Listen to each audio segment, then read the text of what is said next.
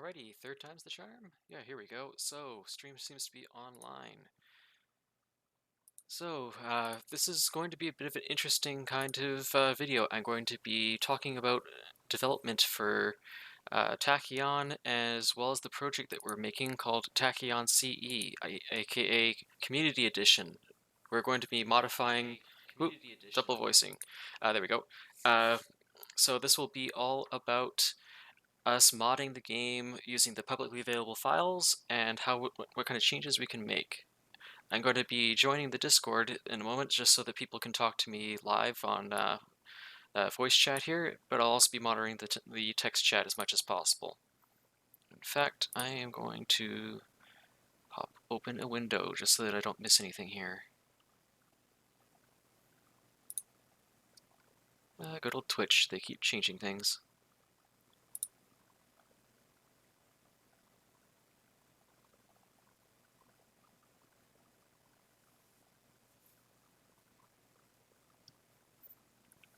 Is there no pop-out chat window option anymore? Oh boy.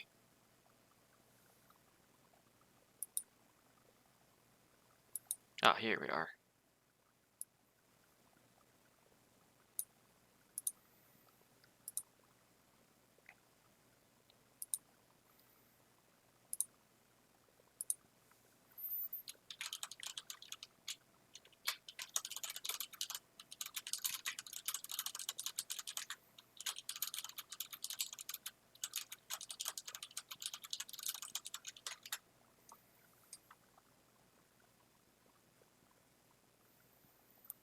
Alrighty, and to join everybody else here, I'm going to fire up my Tachyon as well.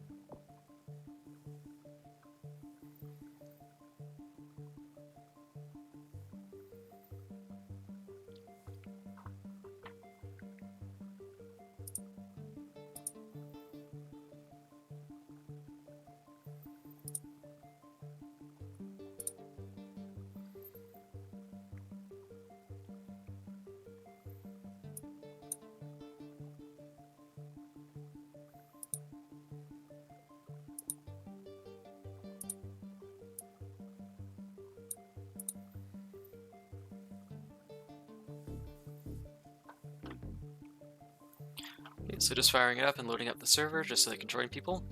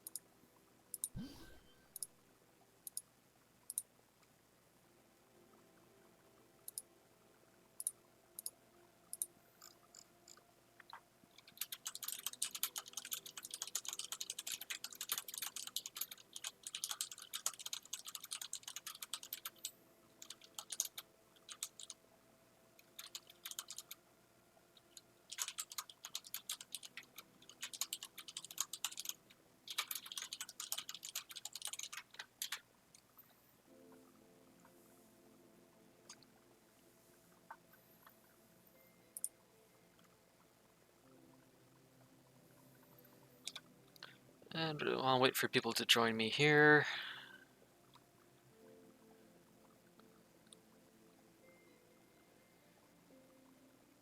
Right, you can only do that from the sensory room.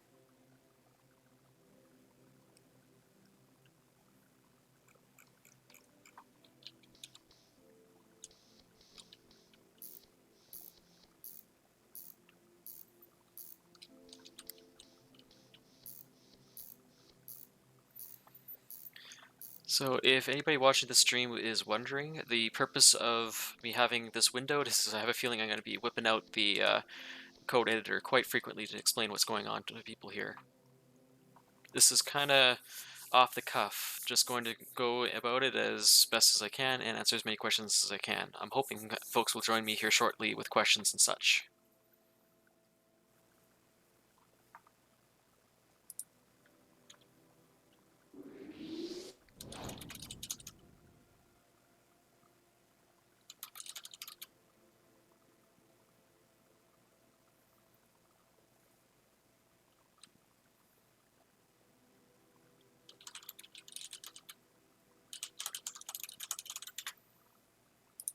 Sounds like we have somebody already on the server. Yep.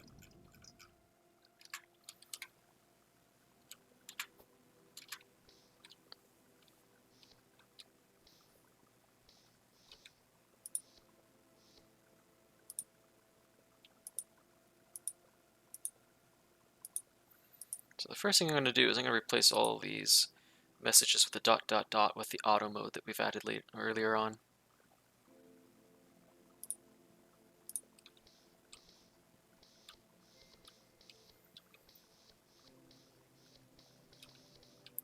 In fact, while I'm waiting, I'm going to do that right now.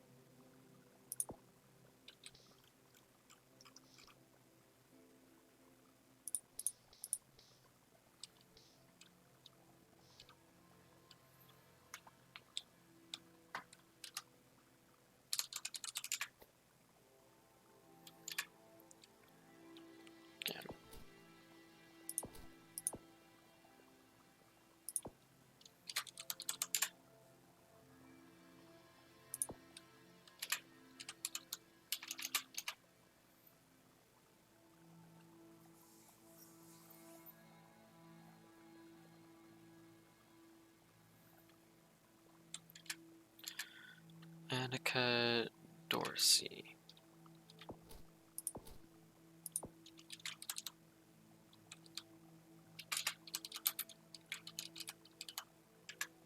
Think I got that right? I got it wrong.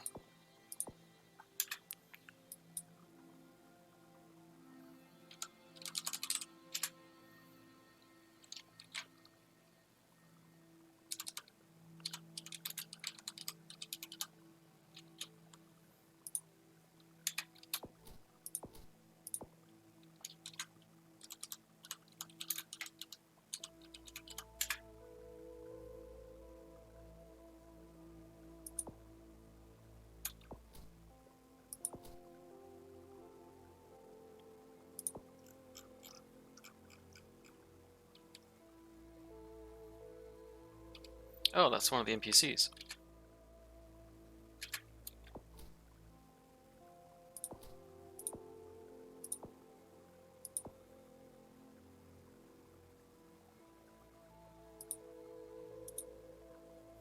Yeah, so all of these dot dot dots are very annoying, so let's go and try to fix those right now. I am going to replace every instance of skip dot dot dot to skip auto, and then if there's any problems, we will catch it. So shunk.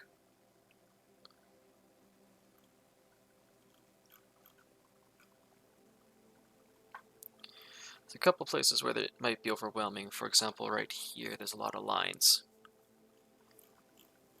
We'll have to see it in practice, though, to know for sure. This is another big long one right here.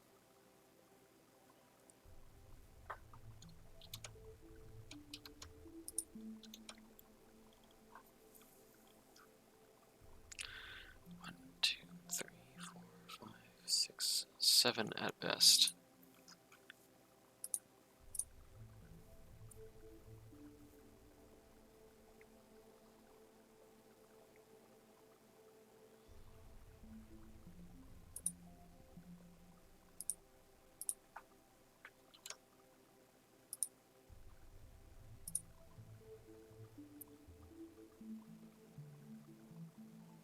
most we want is 7 lines. So 1, 2, 3, 4, 5, 6, and that would be 7. Next, 2, 3.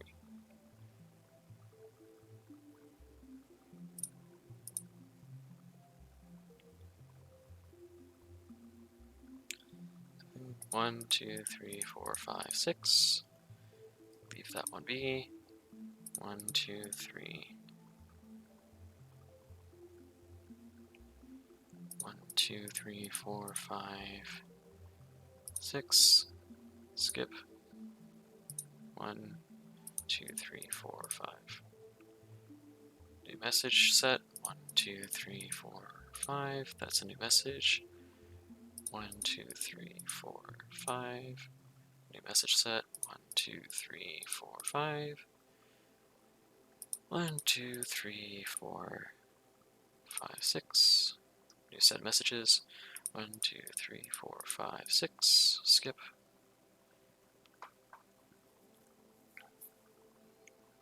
That sucks that that one's right there, but gotta keep it in there. 1, 2, 3. That one can go. 1, 2. New set. 1, 2, 3, 4, 5, 6. Skip. 1, 2, 3, 4, 5, 6. Skip. 1, 2, 3, 4, 5. 1, 2, 3, 4, 5.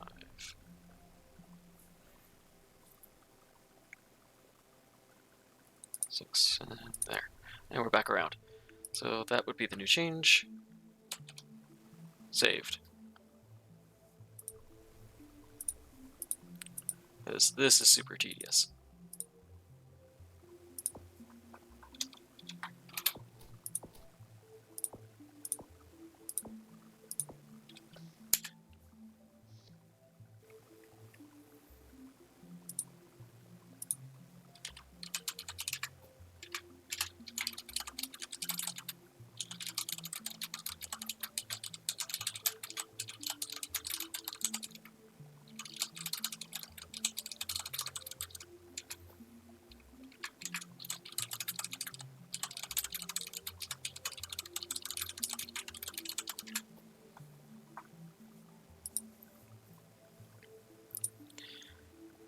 Also, with these changes to D31, I'm going to load them into the server.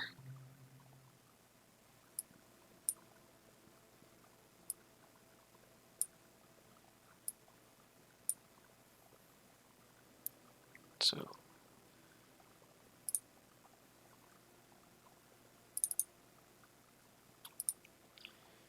dialogues D31.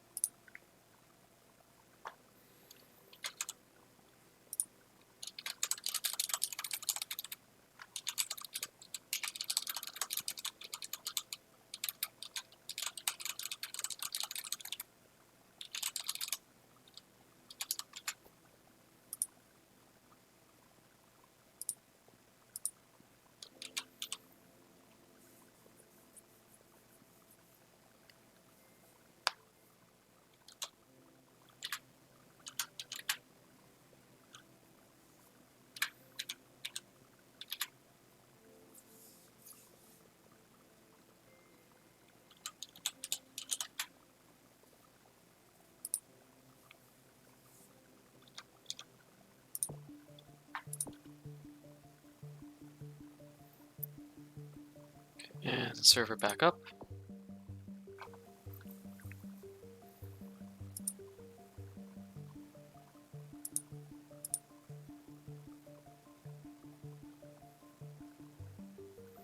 Well, people are going to start talking to me because it's hard for me to give much information if I don't know where I should even be guiding people here.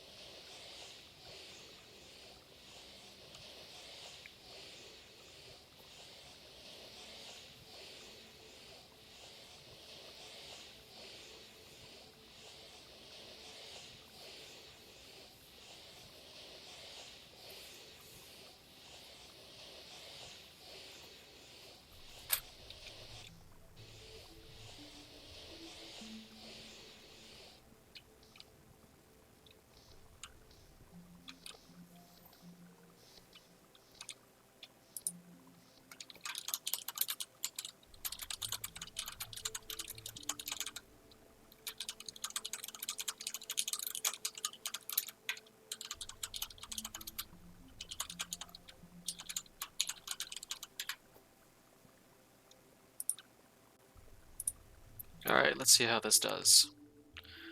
Who are you?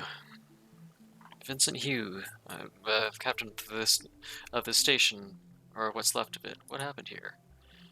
You're a Devlin, right? Don't worry. Don't you remember anything? No, I don't. 1, 2, 3, 4, 5, 6. Oh, I can actually squeeze a 7th in there. Oh, I see. 1, 2, 3, 4, 5, 6. Yeah, I guess I can squeeze a 7th line in.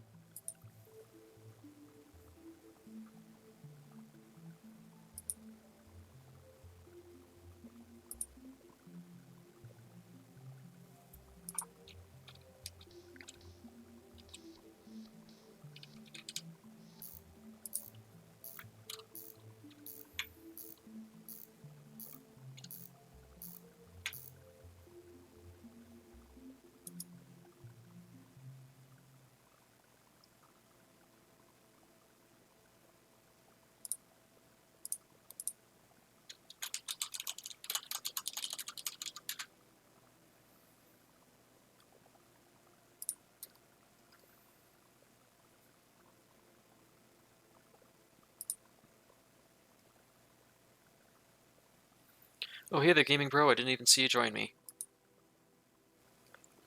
Welcome to the Twitch here. If you have any questions, by all means, please throw them my way, because that's what I'm here for tonight.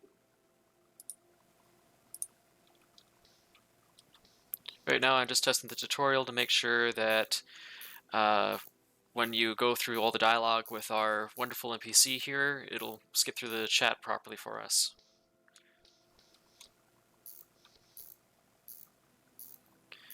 I'll at least take the opportunity to mention how this works. So, in regards to conversations with NPCs, it's all written in XML, and the way it works is just quite simply message, or actually highlight the correct part, message and reply pairs. So every message has an ID number, and every reply leads to a different ID, or has its own ID but then leads to the next ID. So for example, HJ3 has a reply that is just simply to skip. The next in line is HJ4. So there's message HJ4, and it continues. If you have more than one choice of a reply, you put in your multiple replies and have each of the two different replies or multiple point to different next lines. That way you can have your conversation branch as many directions as you want. In my case, I wanted to make sure that all of these autos don't overdo it and overflow the text box. It looks like I actually underdid it, but underdoing it is better than overdoing it. I can always change more dialogue lines over if I need to.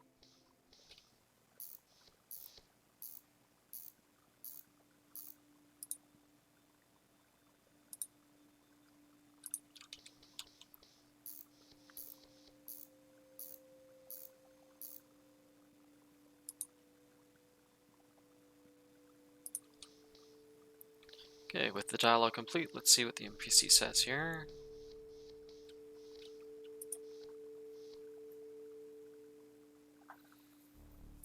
Can you please remind me how to do repairs? Just walk into a room with a damaged system, and somehow I didn't get that one.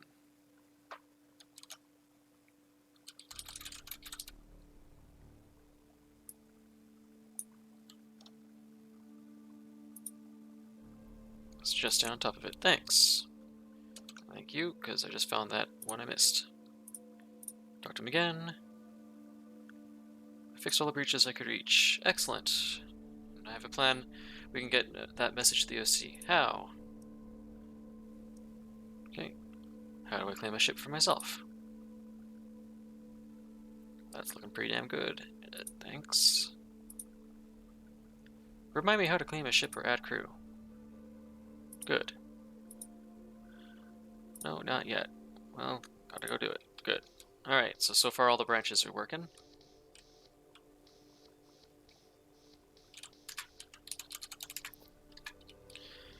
Gammon didn't join me back yet.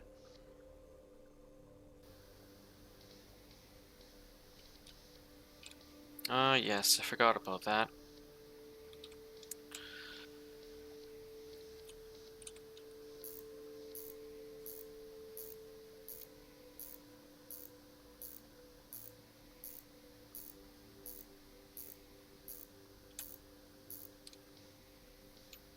power on and start fixing all the holes.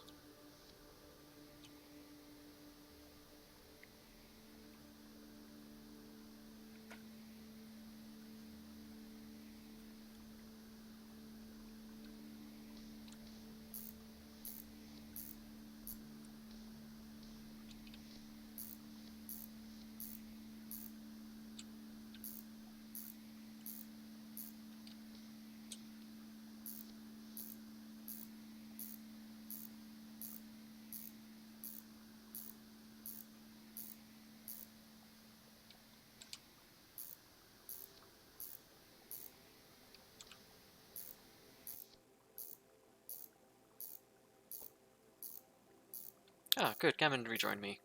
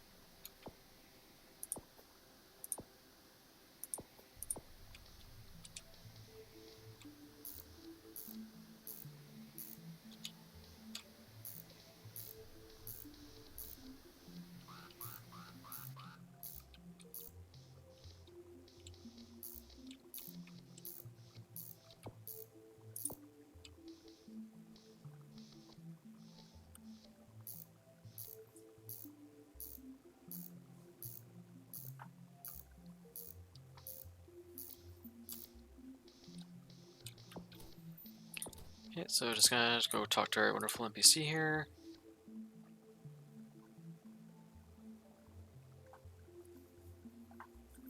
So I'll go through all these. Can you remind me how to pilot a ship within the sector? 1, 2, 3, 4, 5, 6, 7. Beautiful.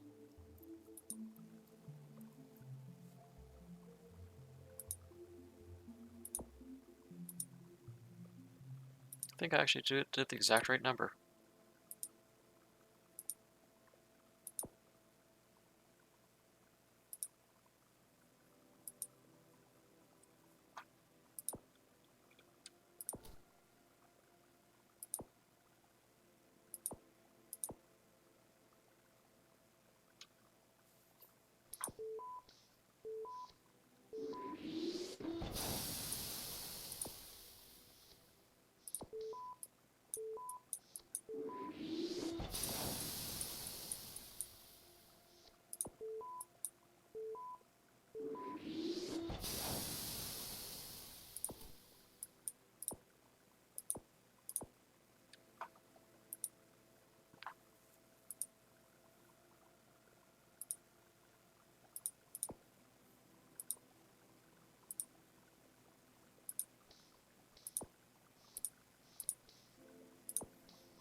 Okay, looks like all these conversation paths work.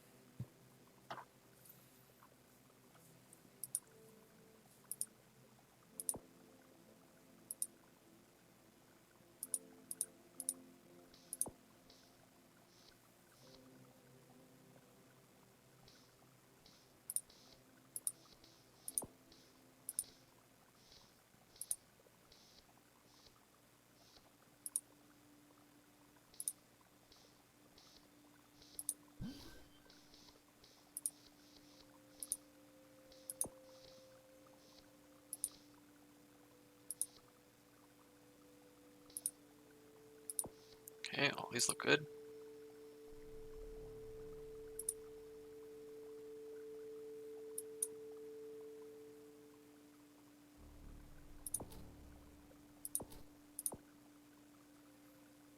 Yep, so triple salvage laser.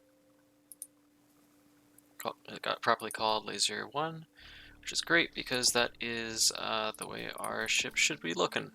That's the... can thank Zone 51 for that. We now have lasers that actually look like what they should be.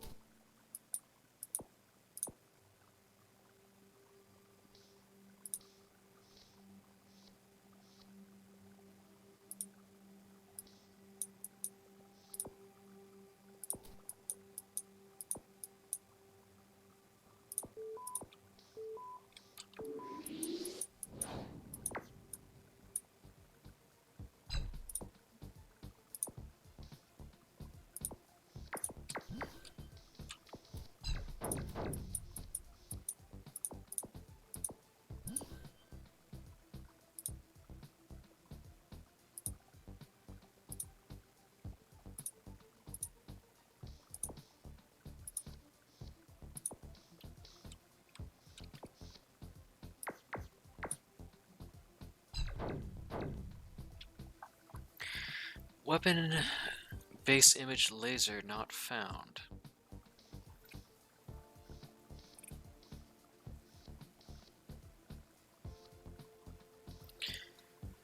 Weapon image laser 1 not found, eh?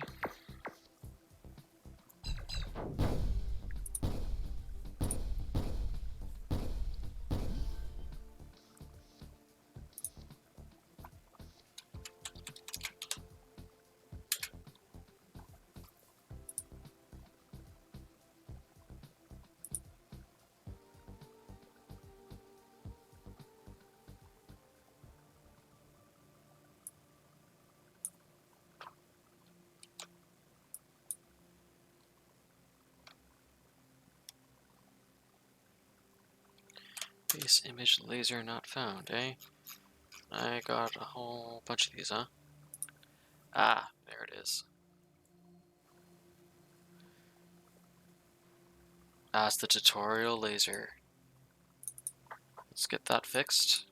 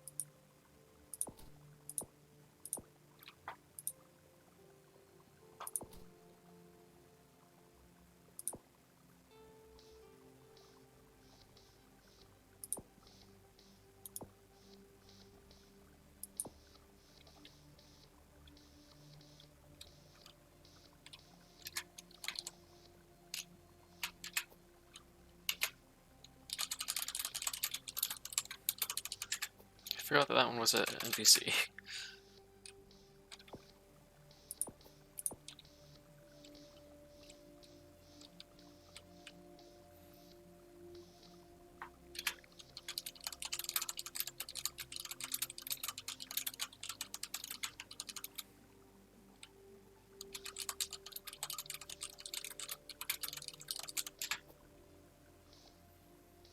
So I need to upload that change. CE. Oh, right, that would be a server change, wouldn't it?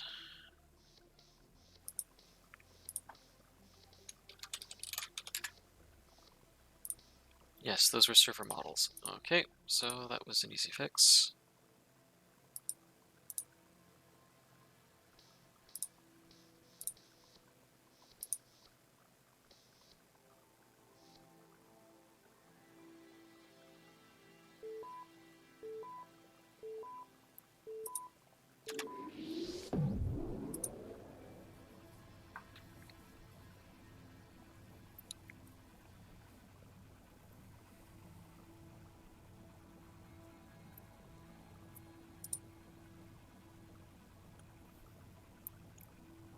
So TP laser.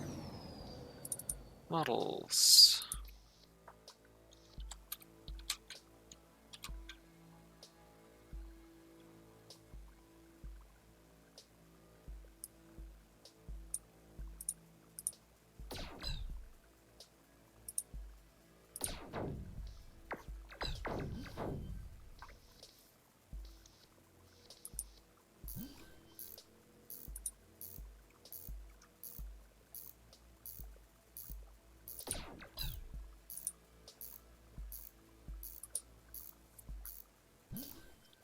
That's interesting.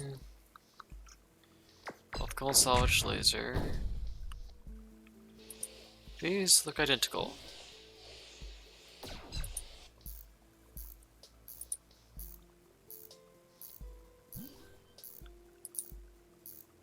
These are identical.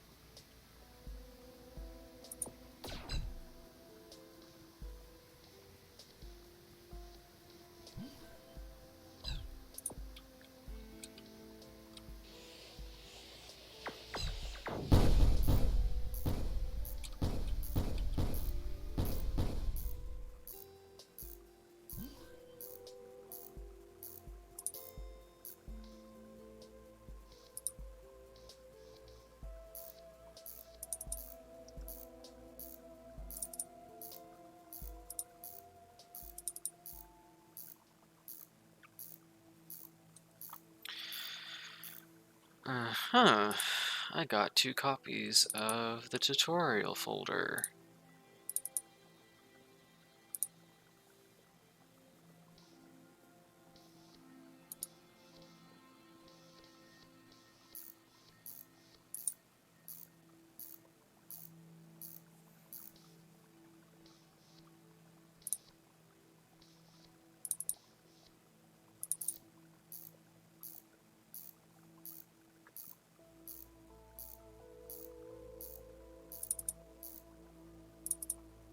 Tachyon.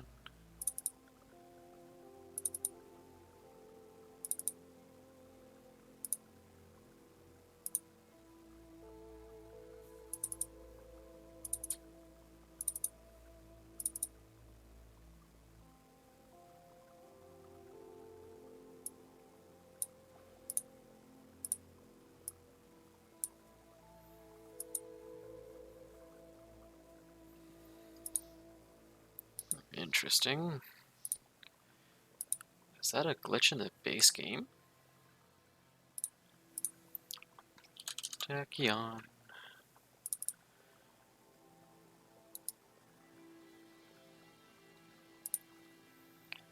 Let's find out. Server. WorldGen.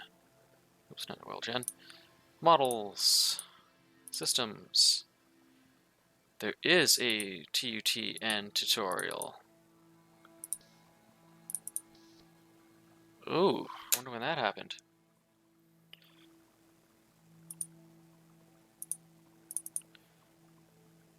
Intriguing. Okay, well, we just found something to fix in the core game. I'm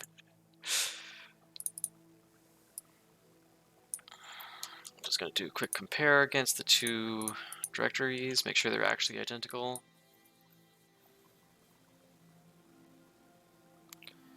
They are identical. Alrighty. Delete.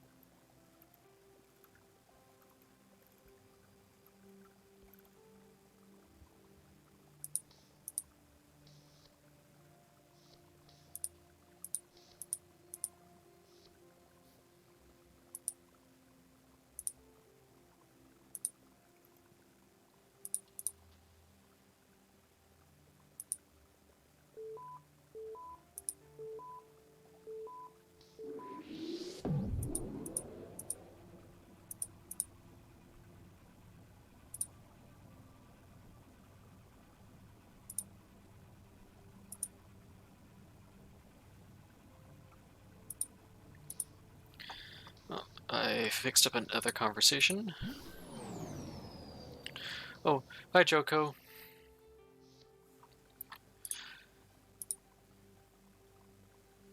Feel free to ask any questions regarding editing the game, anything. That's what this stream here is for. I'm also quickly patching things as I find them in the game.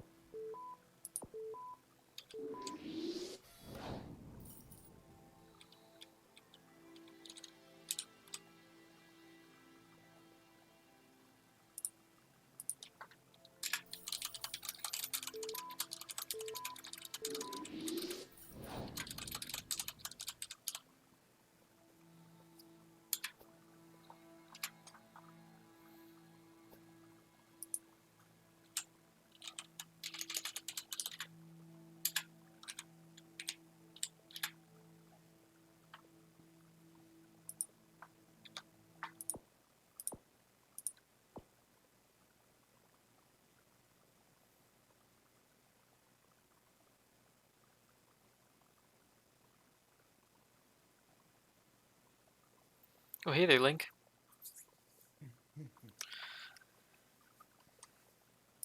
How's it going?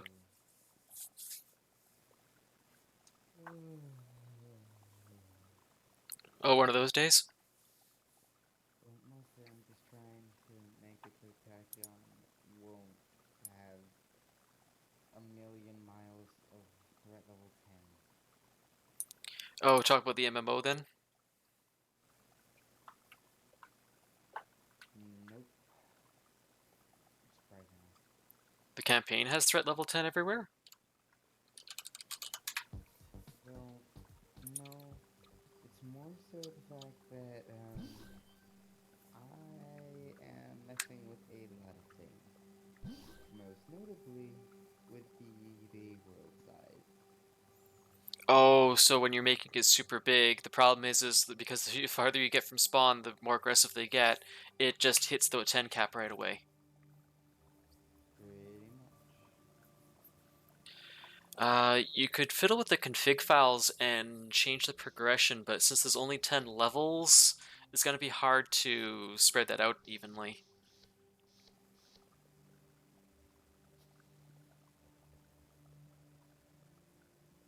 I mean, it even starts at 3 as far as I'm aware. I believe so, yes. The one thing of note, though, is threat level has very little impact. Basically, when random encounters are rolled, they compare against the threat level to decide what to spawn. So if you make a random encounter, you can say spawn 1 pirate, but if the threat level is 4, put 2 pirates. If there's threat level 7, put 3 pirates or whatever. Yeah.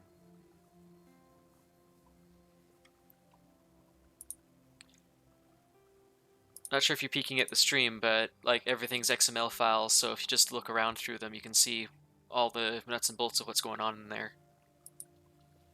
Yeah, everything's XML. And there's actually some entertaining documentation. Well, not entertaining. The only way it's entertaining is the fact that half the words are not spelled correctly. Yes, that is one of the things I would like to also fix when I can get to them. Some of the files in here aren't even accurate anymore. Like some of the new features aren't even mentioned in these. Oh yeah, that reminds me. I found one where. Actually, you know what? Let me find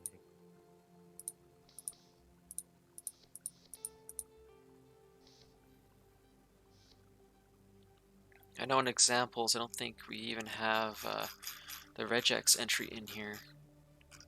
Oh, no, we do have regex, blah, blah, blah. Let me just try that again. We do have regex in here.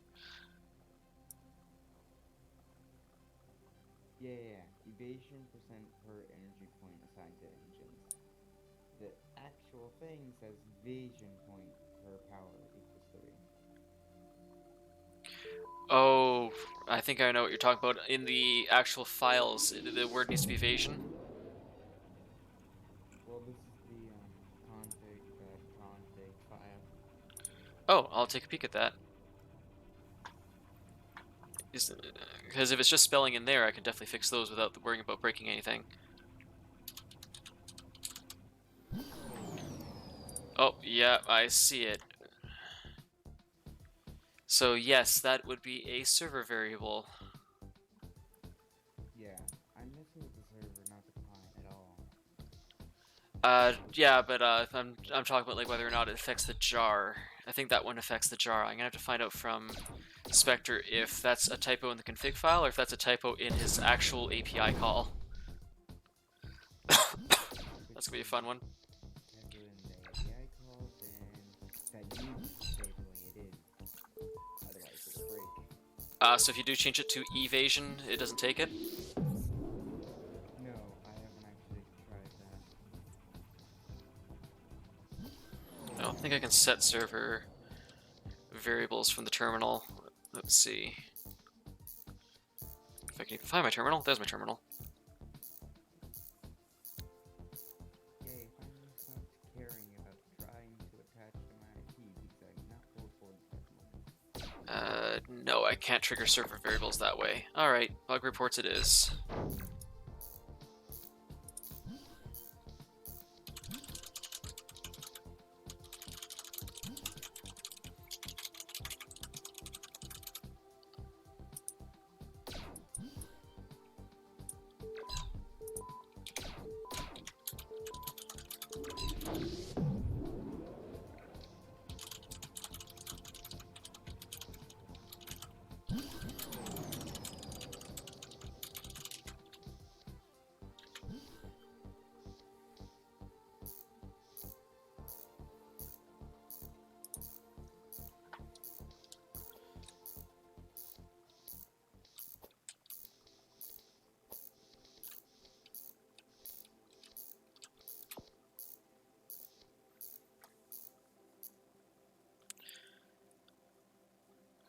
Right now, we are getting an evasion bonus of 6 if I put 2 power pips in.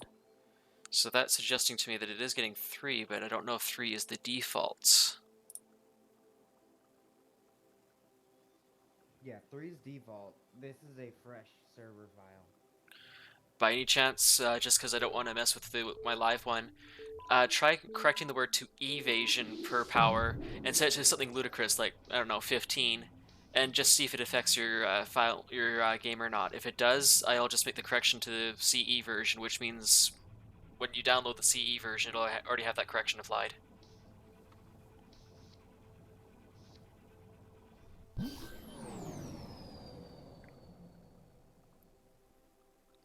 I do it, but I want to keep reloading the server on the other player that's trying to play this play on it. No, that's not me. That's not the point. Yeah, but My Gammon server is runs playing. unpatched. Gammon is playing though. I don't want to keep kicking him out to restart my server.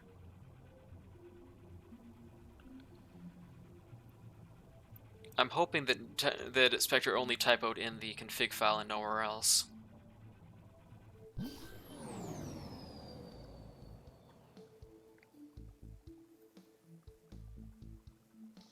Yeah, I see exactly where the typo was, and it's because of the fact he ended up typing V first instead of the E. Yeah, I just don't know whether or not that's like if the variable itself is spelt wrong in the jar, or if it's just the configuration file that has the typo. Because if it's both, then if we correct the spelling, it's not going to help us any because it won't actually change the server variable settings. Oh, wrong button. Let's see.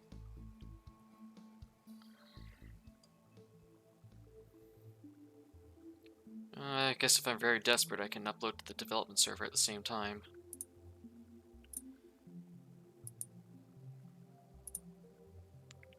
Why not?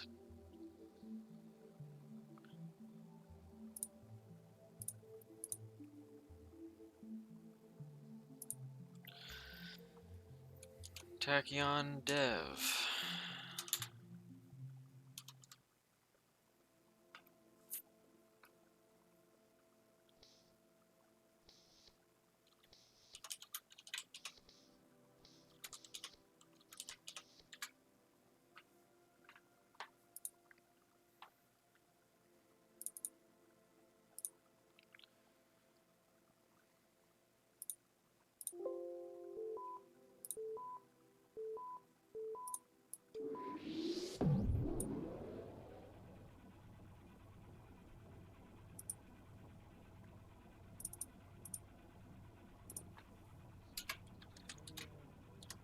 And maybe eventually remember how to sprint. Sprint? I didn't even think there was a sprint option. Thought there was. Alrighty, I'm going to test evasion and see what happens here.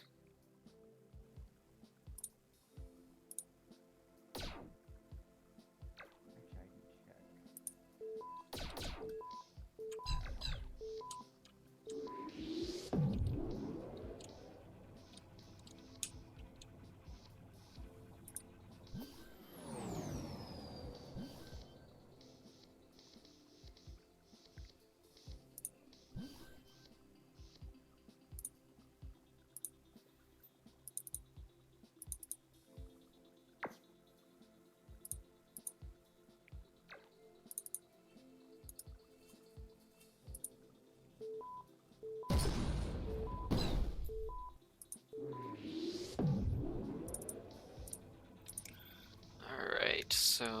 evasion. Alright, so everything needs to be replaced except for that. Alright. Oh, did you already get it? I'm still building my development environment. Where do I find the evasion numbers?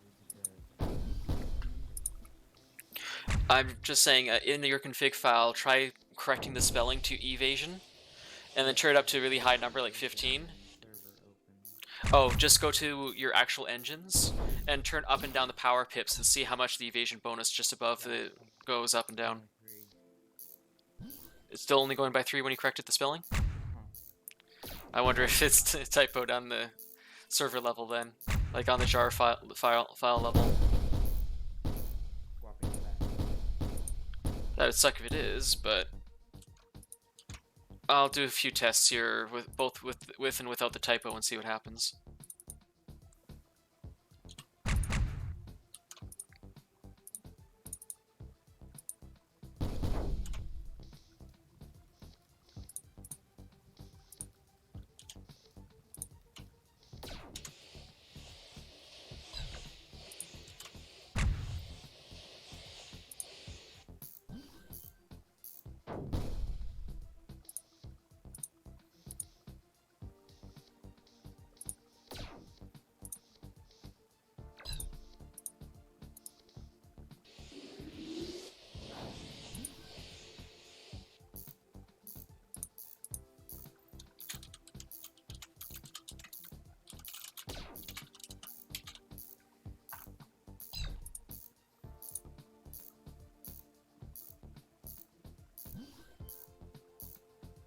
Okay, swapped it back to being correctly spelled, and now every single time I click it, I get an evasion bonus of 50. Oh no.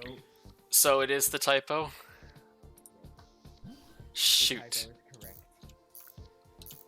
You. Okay. That will require a Spectre fix.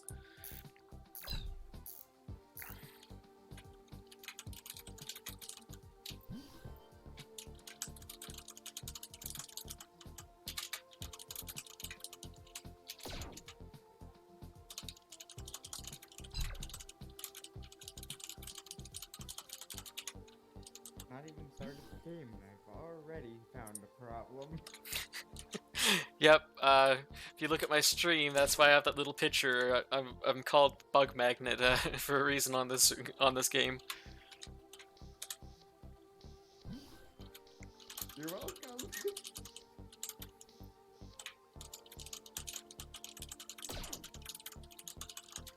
Actually, I don't even see your stream if you are streaming. Go to On Topic, and I linked it above it. You'll see a big picture of a dragon.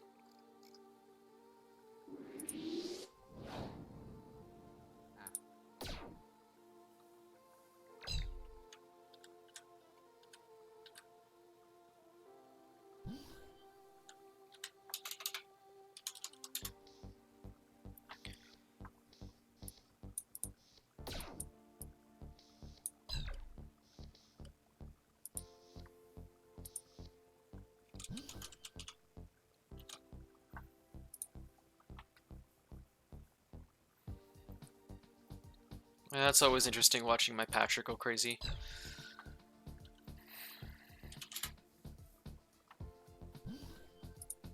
My patcher's basically going, woohoo, things!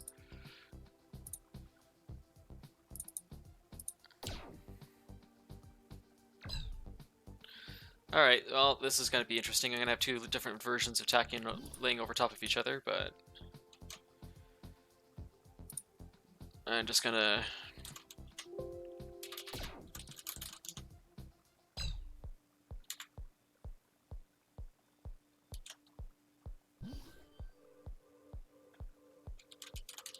Huh. Your Visual Studio's actually doing things correctly. Yes, I'm actually very impressed.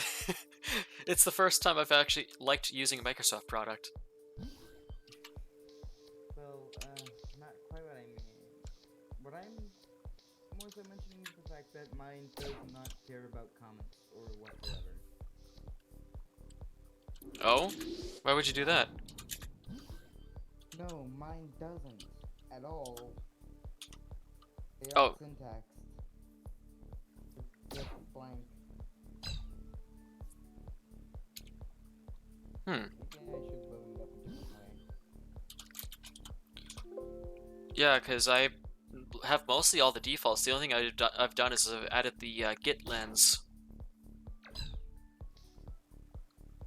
Oh, and basic XML parser. Here, I'll just show you. These are the extensions I have on it. Wait, is yours just double clicking and it works?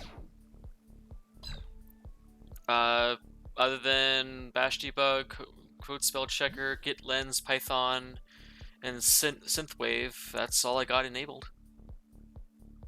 So it's just auto detecting. Yeah, mine is. Although honestly, it kind of reminds me of Lua code, if only for the reason of comments. Yeah, I kind of wish this was actually written in Lua just for the simple sake of if it was, I'd be able to write code so much more effectively. This XML doesn't really have any kind of flow or logics, so you can't do things like loops or like Yeah, I know, push but it's variables around. almost essentially HTML. As far as Yeah, I can tell. without any JavaScripting. It's like That's HTML essentially it. 1. Good old HTML 1. Then again, it is called XML and HTML.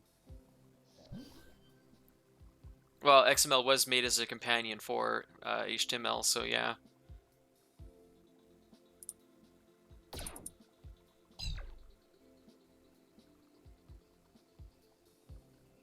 for me, the only way I can actually figure out the difference between an XML file and an HTML file is just because of the file name extension.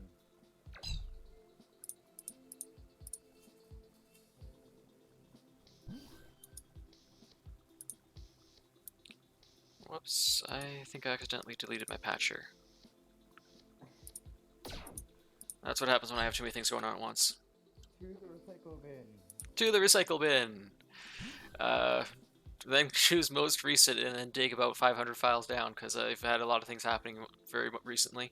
Deleted. Playlist, client console.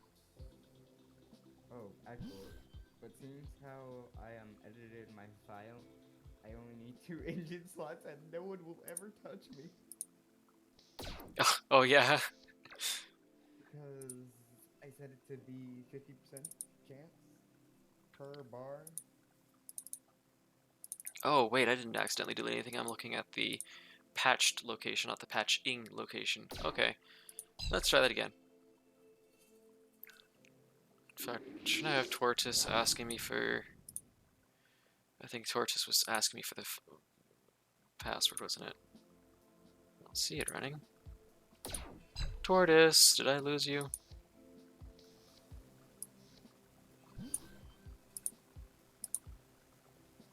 Yeah, it seems I remember how to install things. Apparently the top left corner. Yes, top left is correct.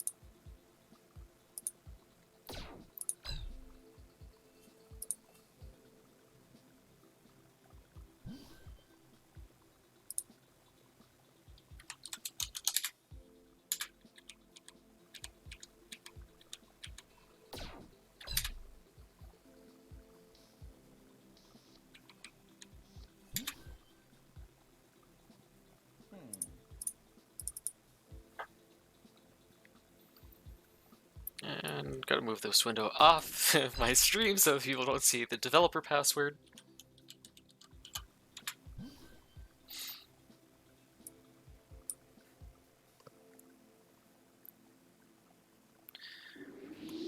I love my ghetto patcher. It works so well.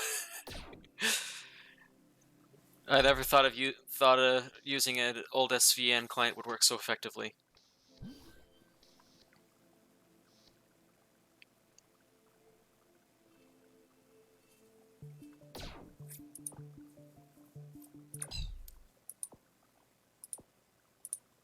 Oh right, I forgot about the time it takes to aim. Unable to connect. Ah.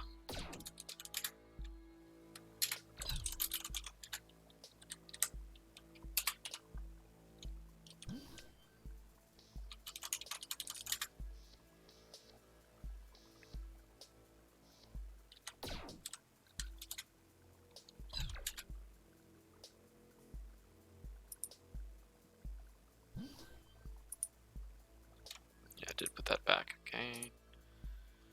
Save.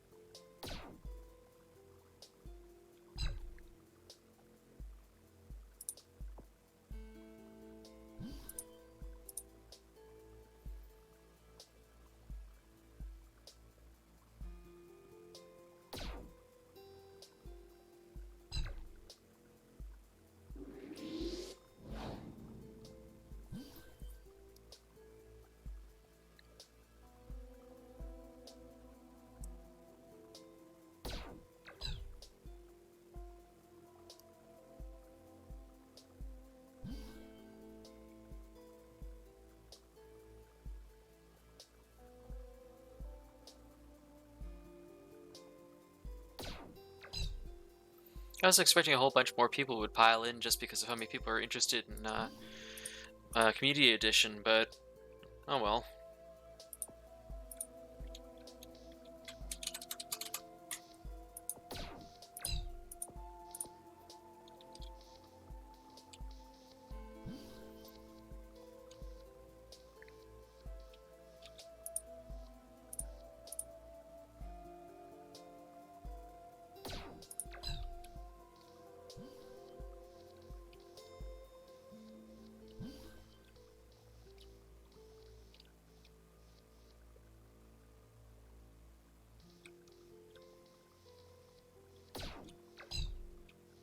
Thanks, Dad.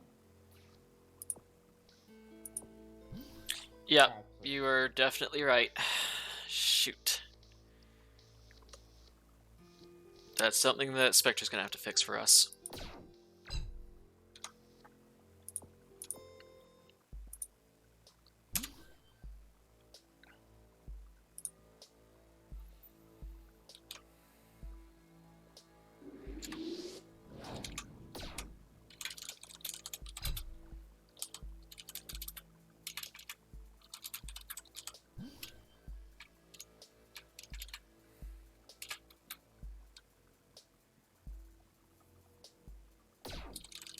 please note, don't change it.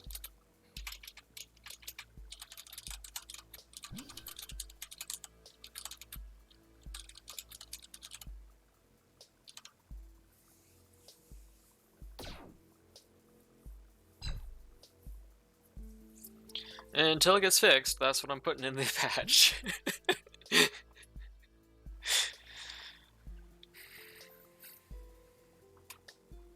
So far I have 27 changes to commit, although a bunch of them is just me deleting duplicate objects. This has already been an eventful patching day.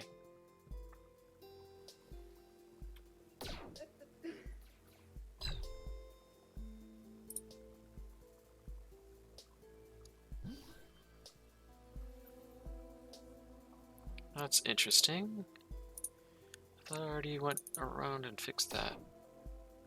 I did, okay, it just doesn't realize that I changed the casing. Oh well. Hopefully it'll change the case when I patch. Or, push. You know, I just realized something. What's that? Enemies also have engines. Sorry, say that again? Enemies also have engines. Oh. And yes, because you changed it from the server variable level, it's going to change it for all ships. Yep. So now no one's hurting anyone. So nobody can shoot anybody if they have more than 1 power, eh? Pretty much. You would have to guarantee hit their engines to stand a chance hurting them. Yep. You could board them though. So every fight is people boarding each other's ships trying to go for the engine room. Basically. Speaking of.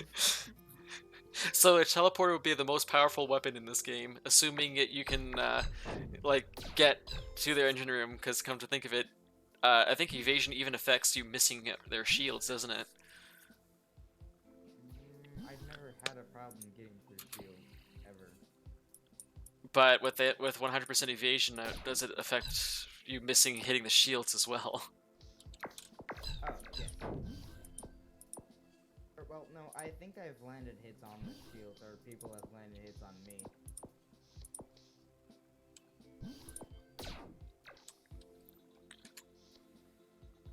Oh, Gammon went offline. I was wondering why he wasn't fighting anybody.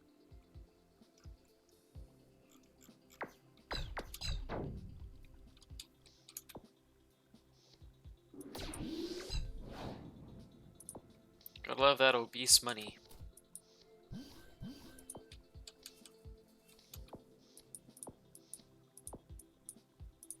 I like how fruitless this battle is, the fact that I haven't been paying attention this entire time, and because the pirate can only shoot 1 bullet at a time, he can't break through our shields, so we've just been parked here.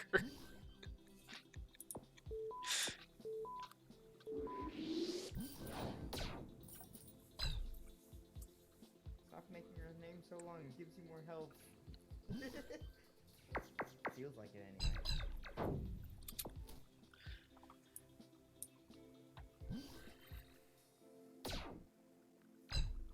That would be a hilarious glitch if health was affected by name length. Longer your name, the more health you get.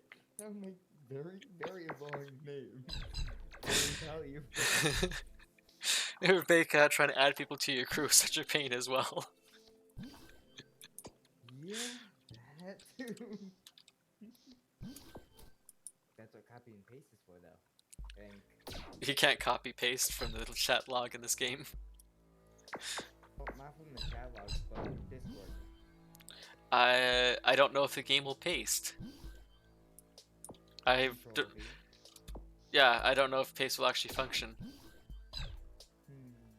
I don't know if it's a standard input on the chat.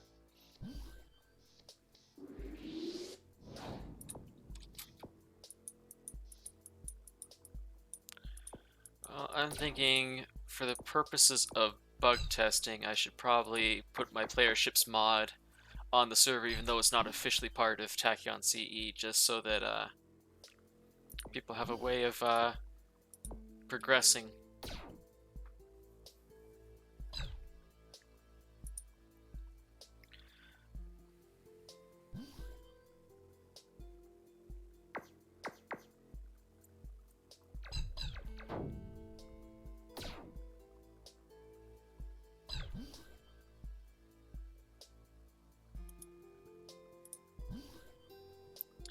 Player ships mod, player ships mod.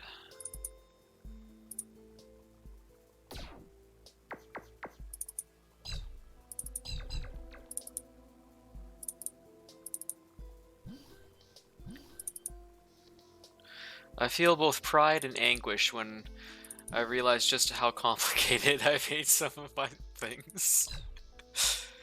Let's see. So those are fine. Model systems.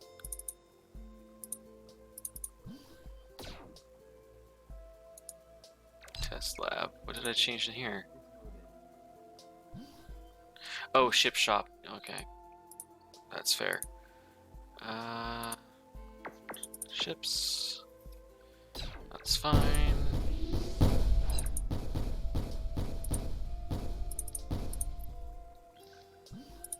Alright, throw that onto the public server.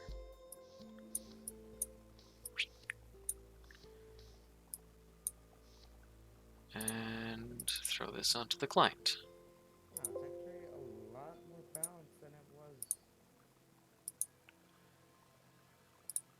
So let's see, master, public.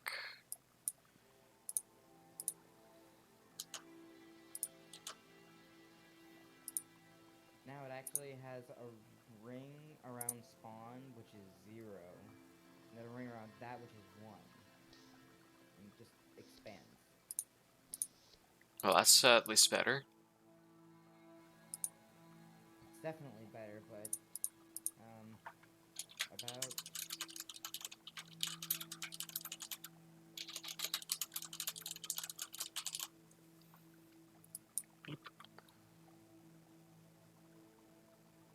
20 blocks in any direction, and you are in 10.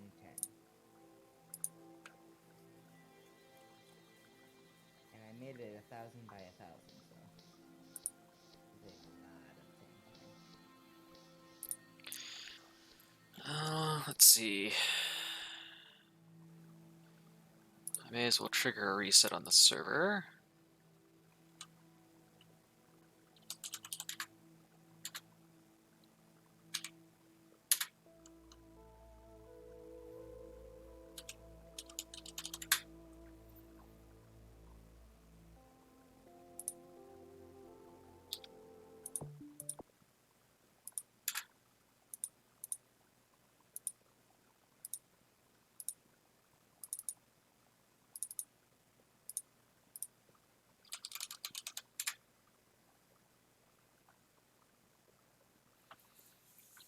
Well, if you feel like jumping on my server, player ship's mod's been added, so even if we separate, you can still get on a ship.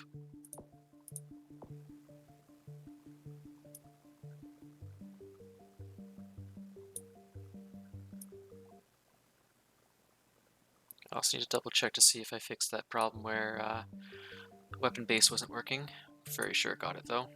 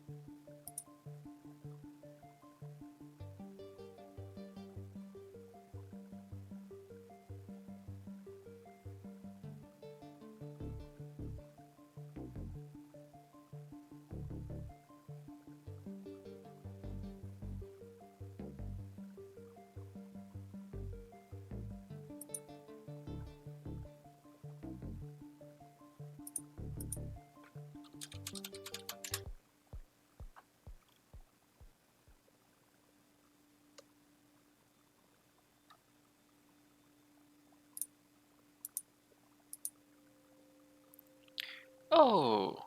Whoops.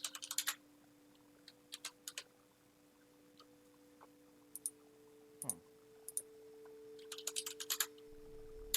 Let's try that again, but do it to the server I'm on. This is why having a public server and a development server is confusing. Everything's identical except for pub or dev.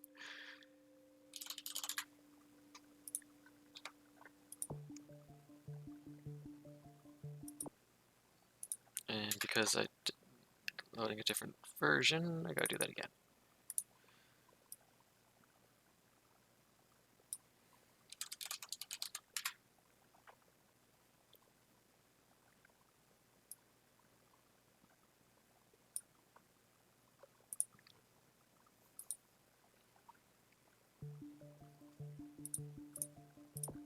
Folks in the Twitch chat sure have been very quiet.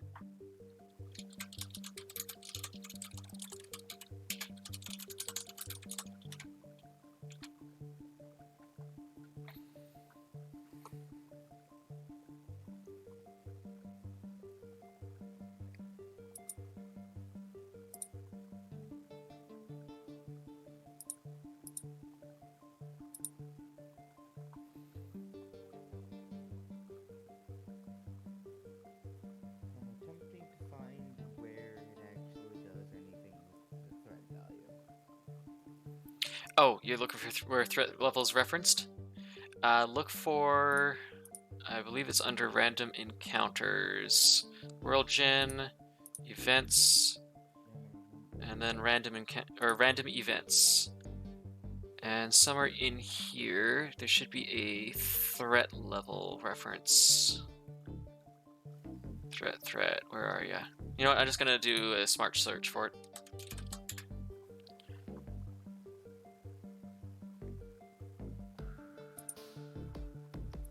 Here we go. Look for event type threat spike.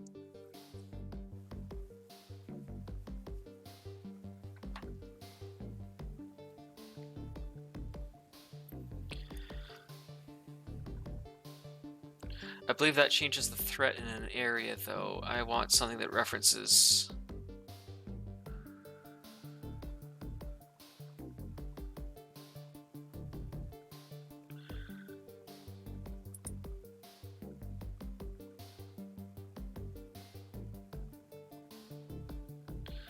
Random ship level sector threats. That sounds like the variable I'm looking for.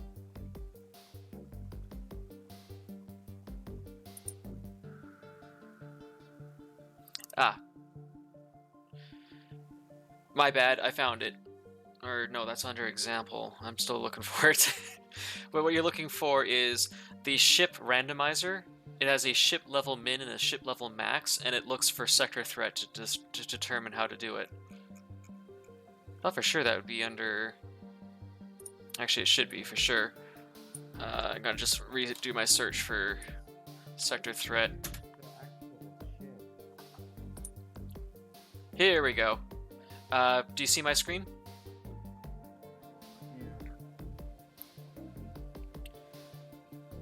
So what it's doing is whatever sector threat you're in... Hang on, let me turn off that music.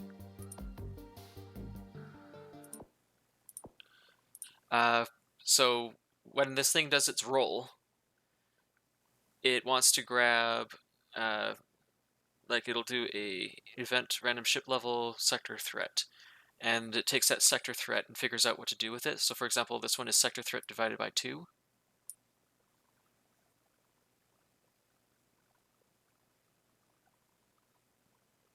Below it just goes 3, 4, 5. Yeah, this... Is this setting or reading? One sec.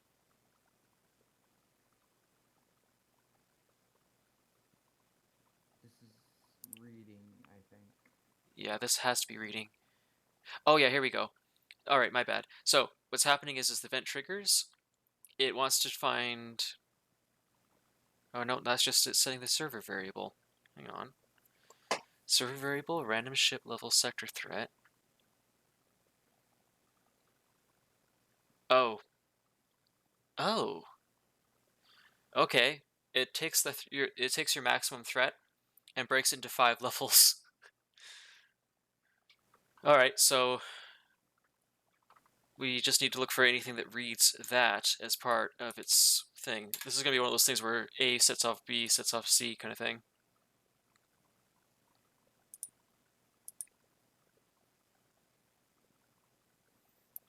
Here we go. So for example, under DF events, it does a spawn ship here. And then it's chaining to random ship level sector threat 5. So there's an event called that, like random ship level sector threat 5, and that's what spawns a sector 5 threat set of ships. So it's going to be one of these things where A sets off B, sets off C kind of thing. So if I search for that...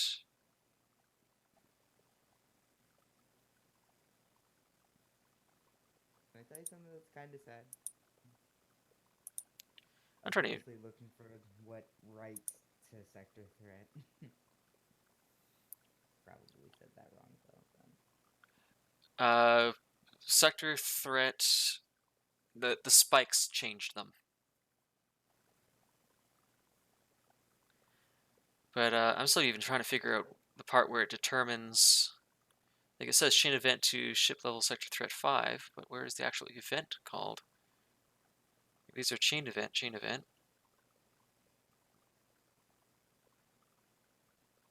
These are chaining to the event random ship level threat 5, but the event itself isn't showing up.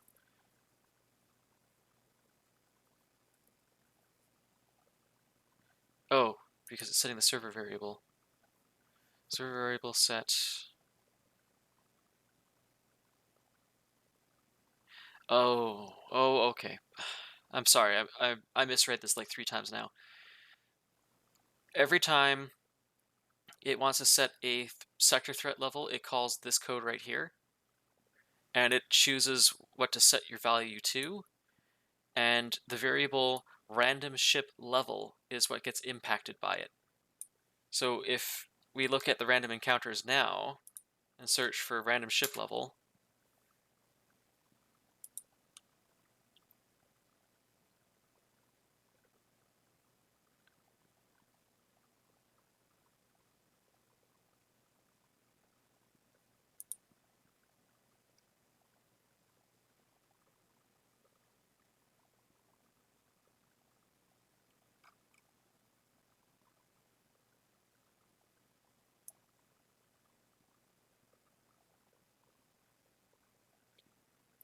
random ship level plus variable difficulty mod plus variable fleet mod.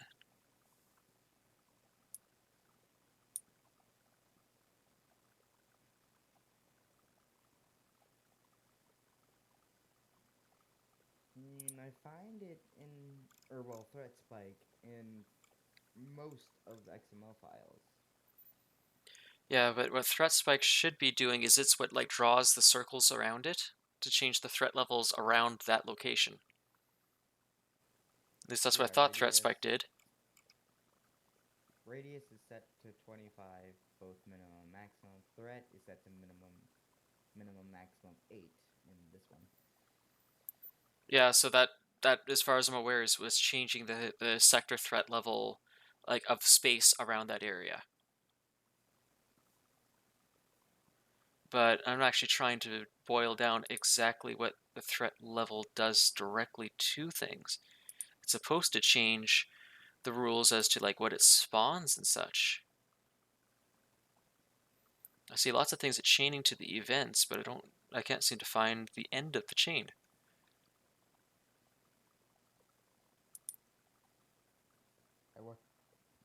I wonder where you'd find the beginning of the chain. The beginning of the chain seemed to be that random events one.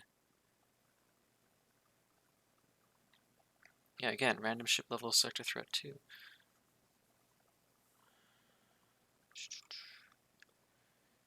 One that doesn't say chain event in front of it.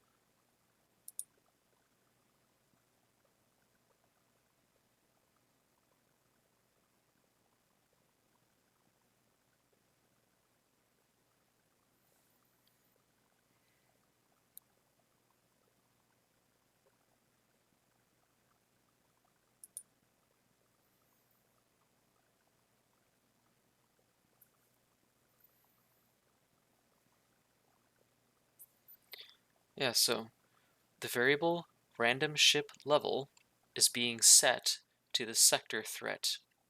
So if it's sector threat 4, random ship level should be 4. Well, I found the original spike.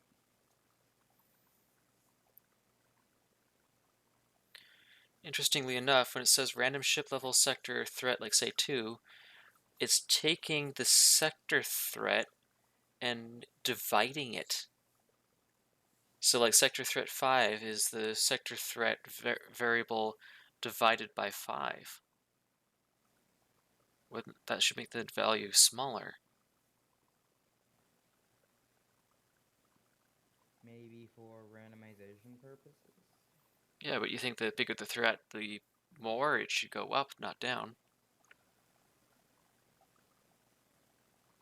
That might not necessarily be only for 5.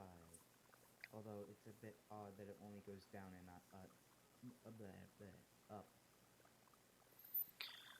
Either way, sector threat is changing random ship level, so something's got to be reading random ship level somewhere.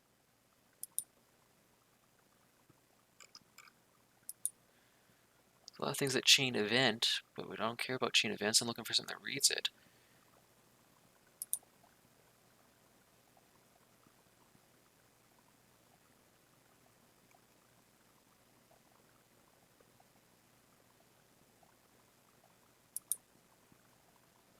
That's 7.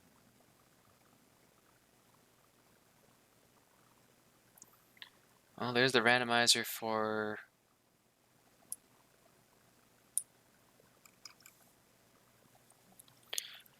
pirate ambush. When it does a pirate ambush, the randomizer is deciding what the minimum ship level is by reading whatever the current random ship level is, plus the difficulty mod, plus the fleet modifier.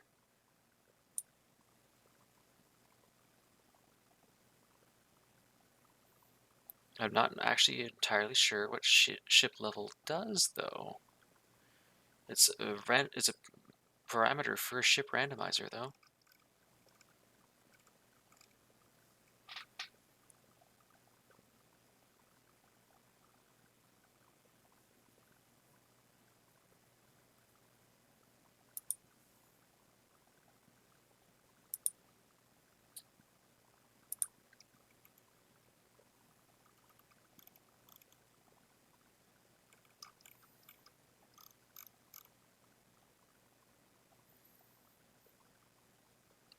At the end of it, it actually has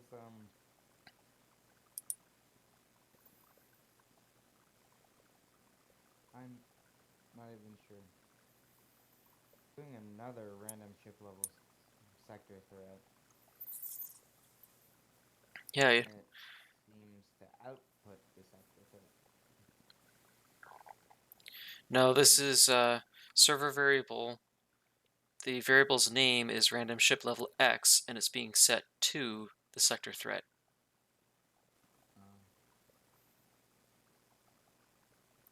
So there's random ship level, like threat 1, threat 2, threat 3, and there's also level X. And level X is always apparently sector threat. I have no idea what Spectre did with this. It seems almost every time a random encounter spawns, though, he makes it re-roll to figure out what he wants the random threat to be.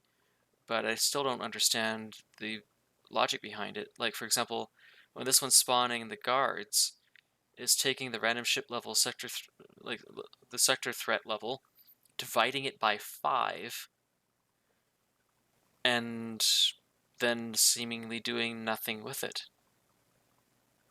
By the way, you know about the threats map, right? Threats map? No, I'm not entirely sure what you're talking about.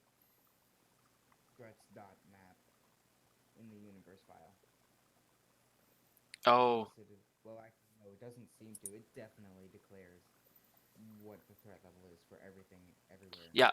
It's how the save data, like, so when you reload the server, it remembers what the threat level is supposed to be for every single sector. What is confusing the heck out of me is where it's actually using it.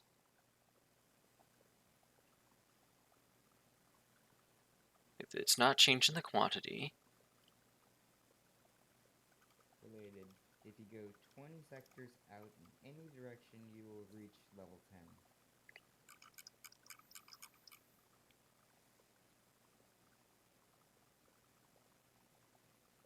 Although by default, it seems like without something extra, it never increases above 10.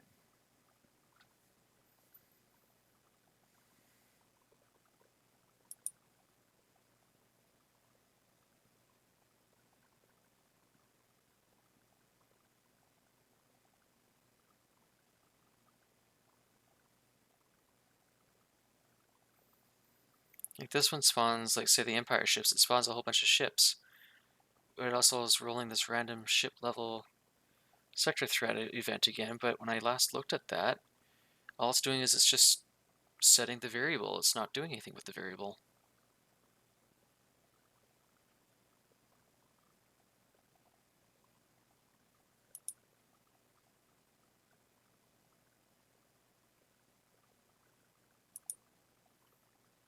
Oh, here we go. I finally found something that's using them. So when it randomizes a cruiser, again, it's setting ship level minimum to that random sector threat plus the difficulty mod plus the fleet mod, but I still don't understand what ship level min does for anything.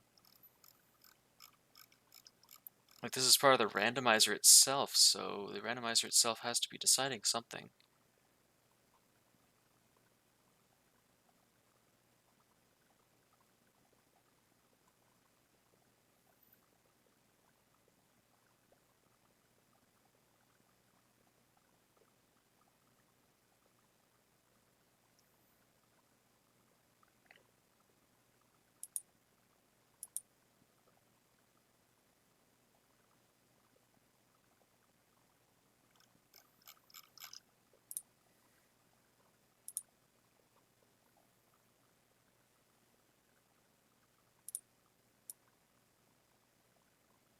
Huh. There's a variables file. Doesn't contain much. Yeah, it only contains server variables. Like, at that exact moment in time. If you trigger server save, you'll see whatever your current variables are. So for example, it'll track like what mission you're currently on. Yeah.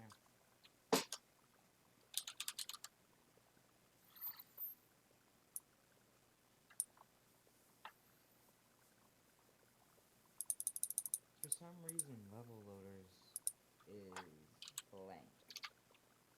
What's blank? Level loaders. Level Level loader. loaders file. Oh, yes.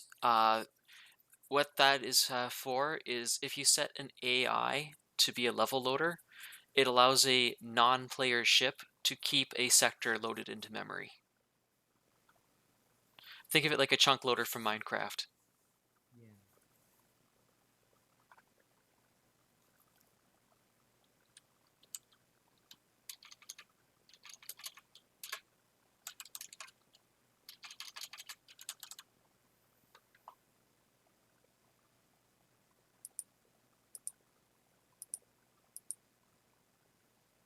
So it's kind of confusing. Why can't you just spawn in the AKS map instead of just spawn in specific location?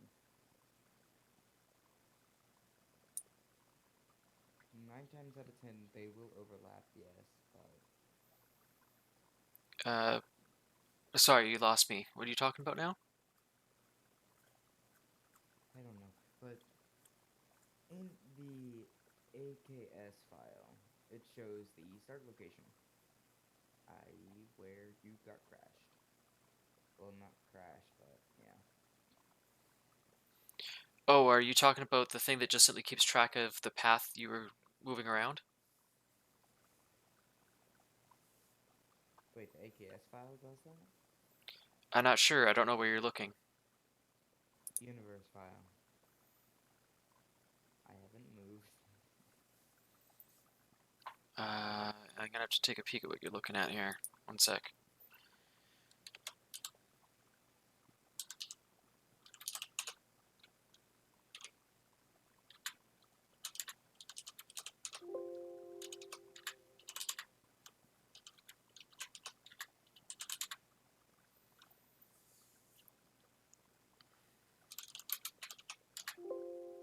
Oh, universe is a directory.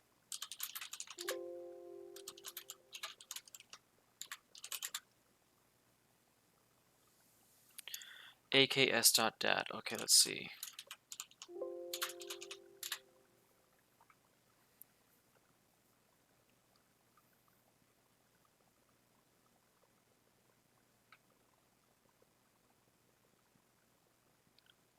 Oh, I think I know what those numbers are.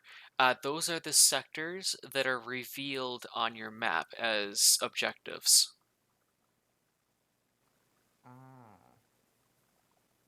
I think that's what that is, because you can tell in a dialogue to reveal a sector to the player. So, for example, when the first tutorial guy says you need to go to the USC, you Oh, don't see the this is USC onto your map. It suddenly goes bloop, and it just appears, and you can actually see it. I think that's what that list is it's revealed sectors. Not the ones you found yourself, but ones that NPCs revealed for you.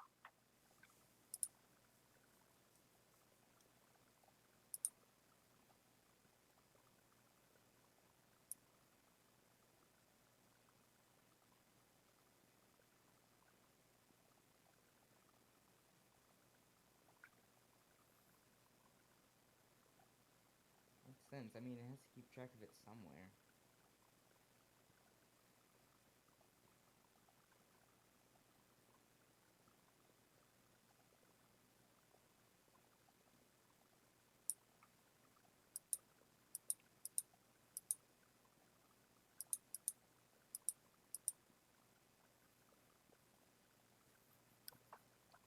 Darn. The old one that had explanations with it does not state anything about the randomizer.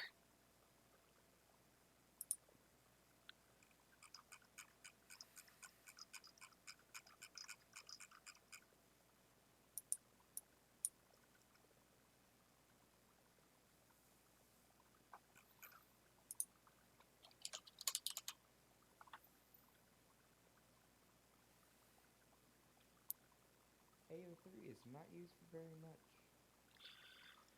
There is another factor that I haven't figured out yet, which is somehow your ship's level is being tracked, and uh, it determines what sector events are allowed to happen for you. So, for example, if a sector event has a level 1, it'll always appear, but if it was, like, say, a level 10 event, it would only happen once your ship is regarded as level 10 or higher. So the next step in that line of thought would be figure out how it does that.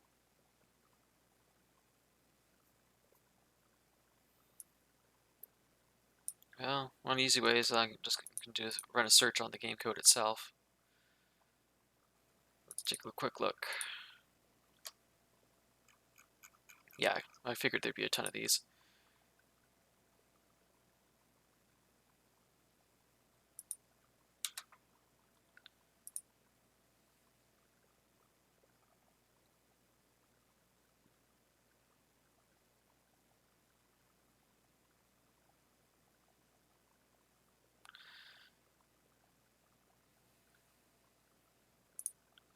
So yeah, like for example, there's the BHQ guards.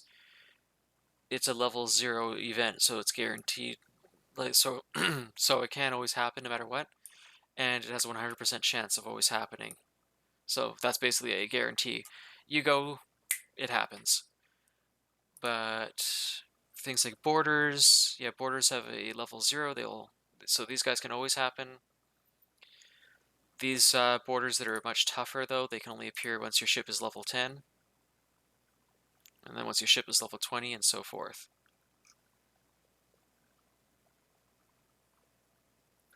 I'm gonna have to have Spectre educate me as to how threat spikes actually work and how ship levels actually understood, because that would actually impact us when we're designing this community edition.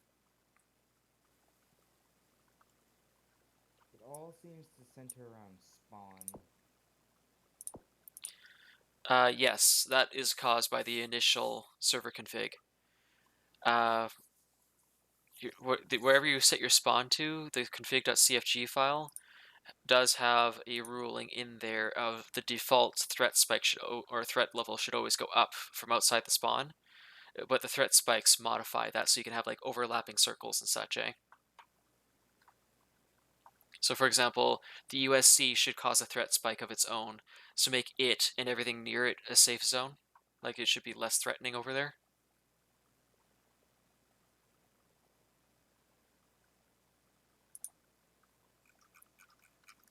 Threat was in here somewhere. Yeah, here we go. Starting level type is 0, so it's threat 0 at spawn, obviously. X and Y are the starting sectors, so that's just where spawn happens. Size of the universe, size of the level map.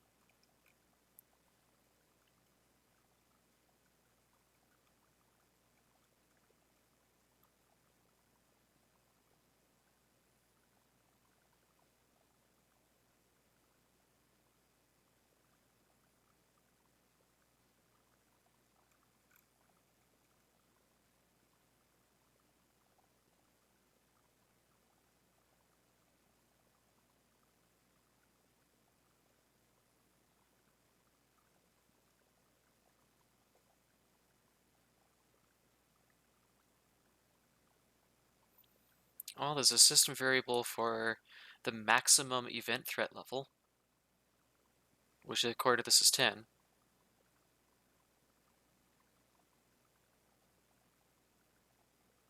So that's probably why it maxes out 10.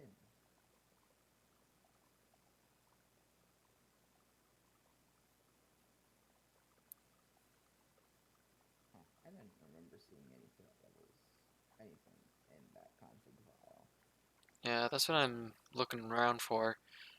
But there's the maximum threat level. I still don't see anything about the initial rings of threat, but I know it exists. Yeah, that's the only reference of threat in there. So a threat spike must be setting it then. Yeah, the initial threat spike, AO3. Or at least I think that's what it is. D31 is usually the first one to trigger off of things. Yeah, here it is. Threat spike, main spike. It is guaranteed to happen. It has to happen once. It can only happen once. It happens. There it is. It happens from the starting sector. It can't be random. Its radius minimum is 20. Its maximum radius is 20. It sets the threat minimum to 0 and the threat maximum to 0. So the first 20 sectors around spawn are forced to 0 with this threat spike here. Huh. And then eventually it comes down to only 9, including spawn. Well, the next one that you would trigger would be USC, and it seems to have 2 of them. So it's got a threat spike here. So same thing, it has to fire once, no matter what. The USC, it has a radius of 15 around itself, and it's setting the threat around itself by 3. So guaranteed, there's a threat of 3 around the USC. And the USC has a second one that also has to fire. That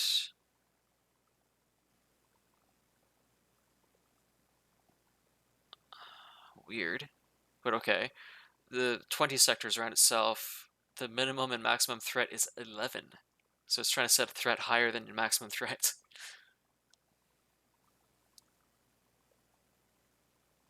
Somehow, I kind of think that that would overwrite down to 1, but I don't think so.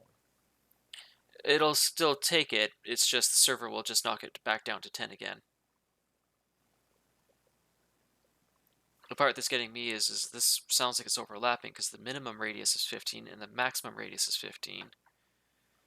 So it should be drawing within 15 sectors of around itself, but then it's overlapping it with a 20 sector sized one of a much higher level. What if, could that 20 sector size be doing it invertedly?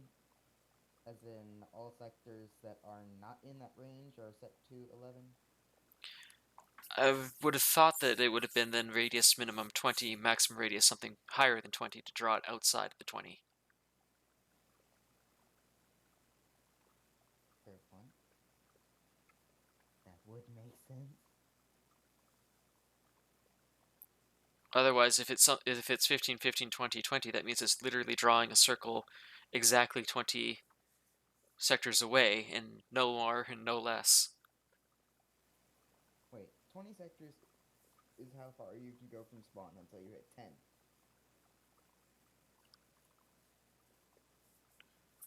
If that's the case, though, then why is it that that one's going on? Also, this is drawing it around the USC, not drawing it around the spawn. Yeah, which makes it even more confusing. Oh. Alright, well, let's find out where USC spawn spike actually is triggered from in the first place.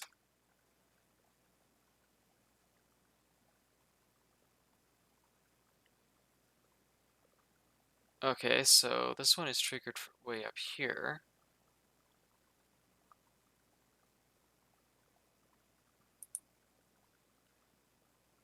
But then there's a USC Okay. spike too. Okay, so It looks like at the very top of the D31, it just initiates all of the main spikes. At least I think that's what it is. I can tell you not for sure not, because when the USC spawns, it triggers one of its spikes. I see, and when the No, Scorchers everything come that's around, it called creates the main second one. spike. I know there are a few, or at least one. Alright, well, here's something interesting that might help us narrow it down. This one right here, the one that tries to set the threat to only 3, happens when the USC is first spawned. The USC is first spawned as soon as the NPC finishes telling you to go there, because it doesn't exist until he tells you to go there, at least I'm pretty sure. I'll have to double check about the spawn USC trigger, but nonetheless, once the USC is spawned, it does this and sets the threat to 3. The threat spike that bumps it up to 11, or at least tries to, it gets bumped up to 10, happens after your mission to go fight the bears.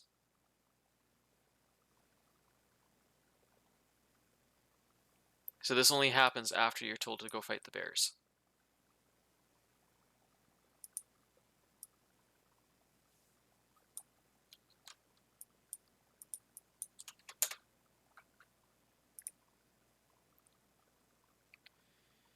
As for BHQ, a radius of 25 around him sets the threat to 8.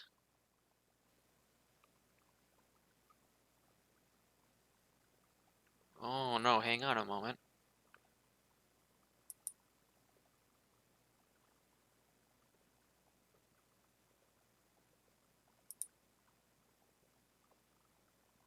This is weird. The main spike has a parameter to aim it at the sector, like the spawn sector. When you get to And it's all at BHQ, 0. well, it's whatever you have set as spawn, but when you get to BHQ, there's no sector specification. It will most likely use spawn as default then. If it's not specified, it usually has to go based off of wherever it got triggered by. So if this event right here was triggered and aimed at a player, then it's aimed at wherever the player is. Let's see what triggers the event. You got changed there, but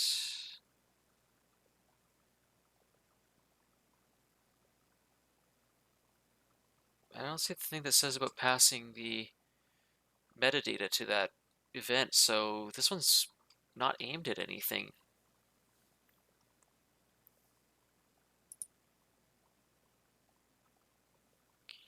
I don't know, I'm gonna have to talk to Spectre about this. There's something I'm clearly missing about how threat spikes work. There's something seriously weird going on with these.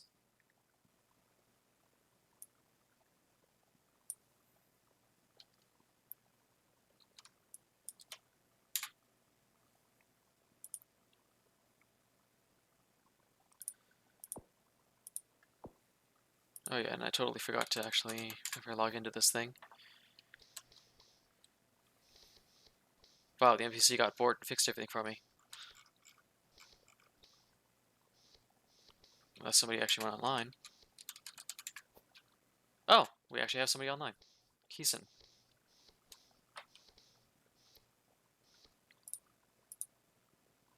Is he in our voice? Oh, yes, he is. Hey there. I didn't even see you slip in there.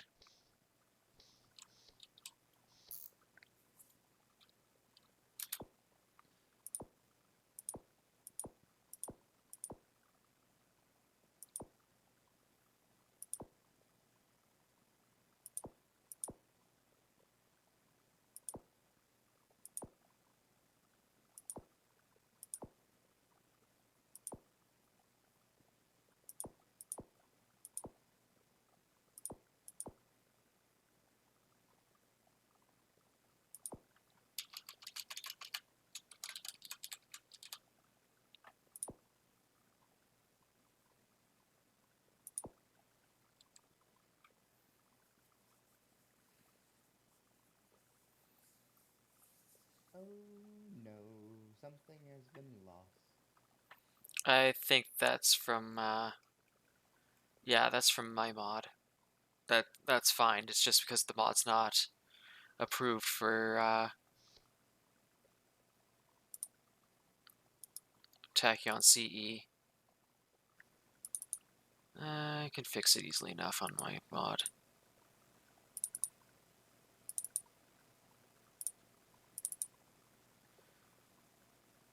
I like how it keeps trying, though, instead of just throwing the error at once. It's determined. It's like, I gotta find it this time.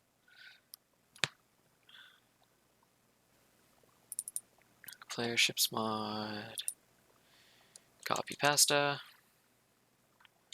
Player ships mod. CE.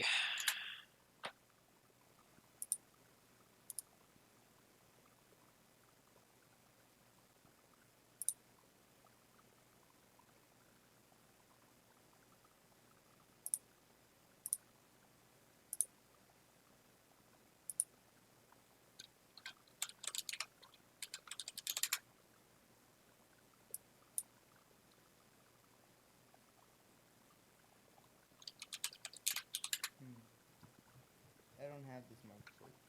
So sad. LASER1. It's saying it doesn't exist. Well, that's probably why it's not found. I think, the studio code is being weird.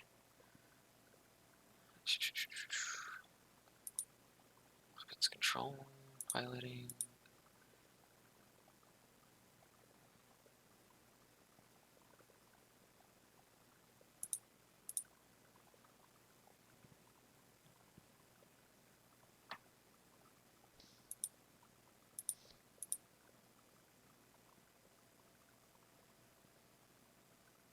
Next odd question on the list. What version of Visual Studio are you using? I just updated it, so it should be current. 142, or 1.40.2. That's not quite what I meant. What did you mean? Well,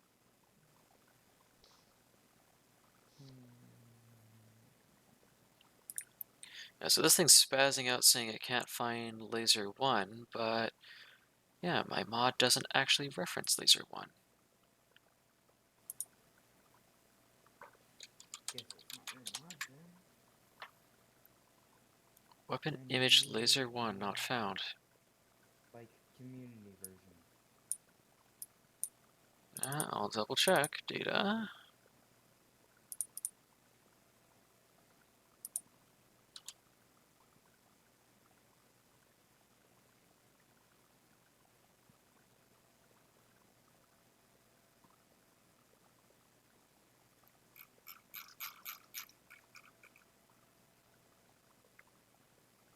I think I have the It is base a laser one, but I don't have the... Yeah, I have a base for laser one, but not the weapon image laser one. Okay. Oh, that's easily fixed.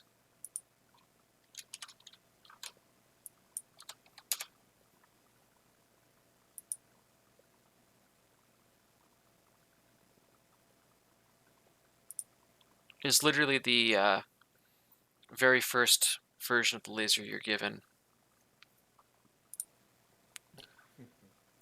It never got a special version of the laser.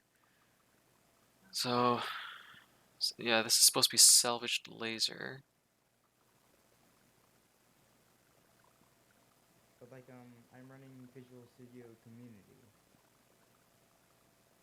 My dumb question is, are you on Enterprise, Professional, or Community? I'm not using Visual Studio at all. I'm just using Visual Studio Code. Ah, okay. That explains pretty much every single difference here. Yeah, this dude's supposed to totally be Laser 1-1. That's why it's not happy.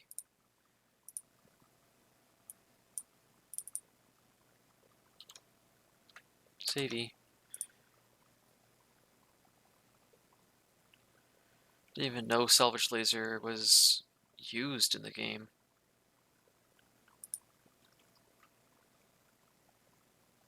Yeah, I can see why it's panicking though.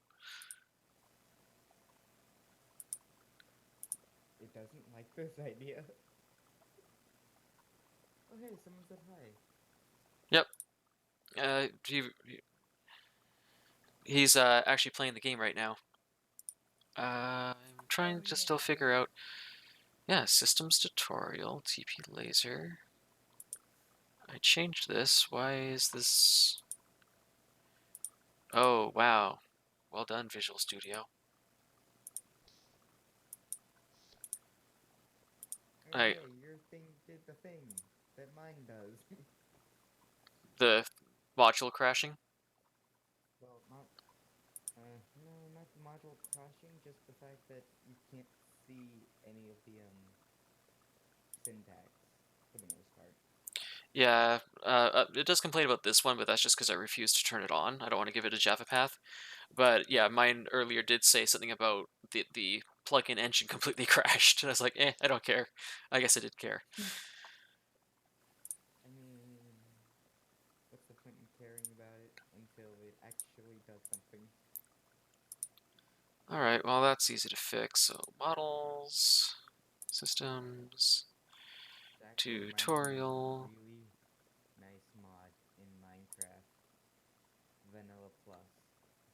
One of the things that it can do for you is effectively keep the whole client from crashing and just let the server crash and burn all by itself and keep the client alive. If the server crashes, what good is keeping the client going? Does it let you reconnect or something?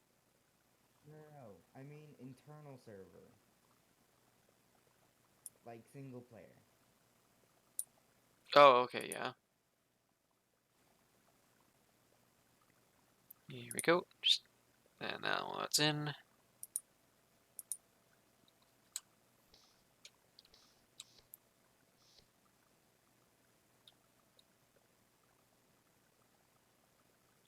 For a second there, I was gonna panic, thinking that I never put doors, like actual airlocks on this ship. It's gonna be like, how long has Player Ships mod been out, and nobody told me I didn't put a door on the outside of the ship? I've That had would be people, impressive. I've had people not tell me these things. They're like, "Yeah, I can't use that ship. Why? It doesn't have a door." Oh,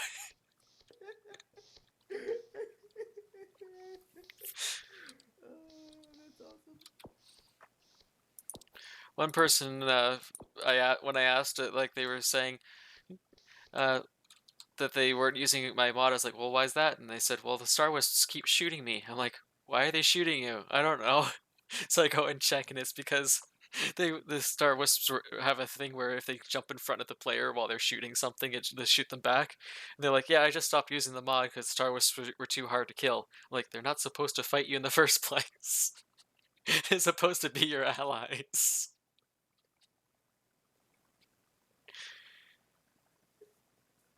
Oh no.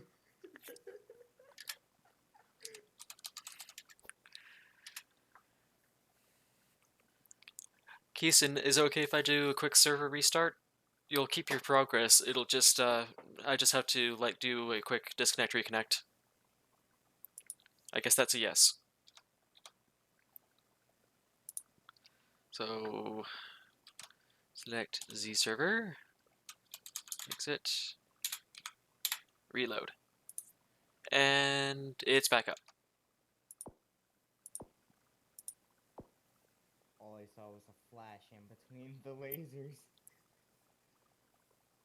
saying that it did something.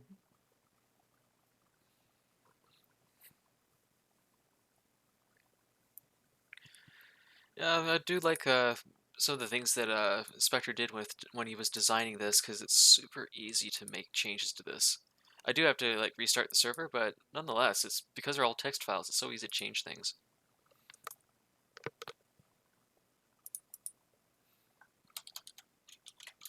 I have a dumb question. Why wouldn't it be text files? A lot of games these days like to force you to edit like binary files using a specific client that the host made. I find it annoying because then you can't use editors to do things like do greps or look for things that you need to alter and so on. No power. That's a new one. It duplicated itself. I don't know why it's saying no power. This is outputting 11. Like, yeah, I haven't powered systems up, but they don't need to be yet. Pastor still says it's fine.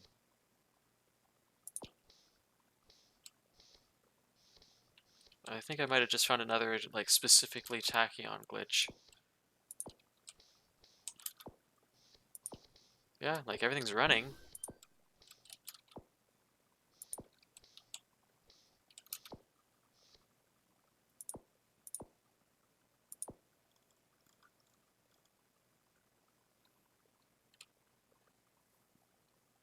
Yeah, my salvage lasers are there, so...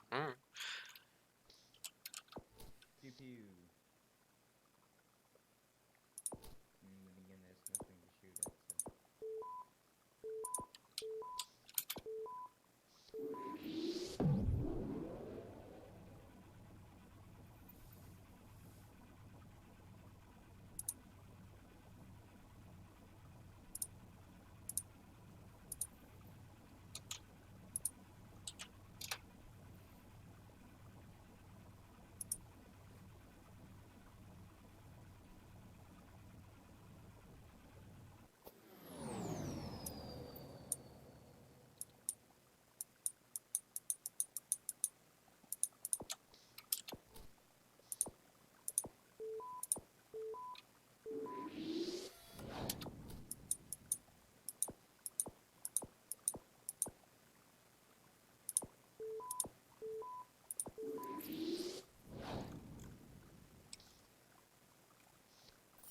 My eyes do not like me anymore. Been at the computer too long? No, that's not the problem. It's this text file. Oh, it's hard, just a pain to read. It's not that impossible. It's not impossible as things normally are. But there's this one long line of,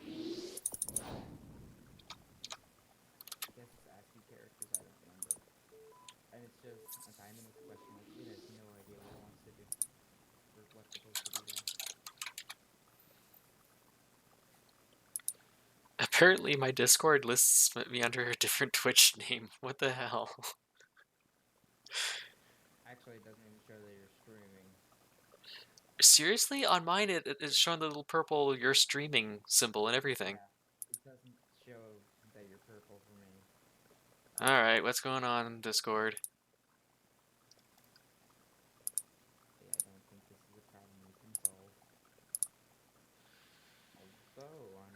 Yeah, it's still So, showing me as Dav Edward. How the hell did they not update my connection?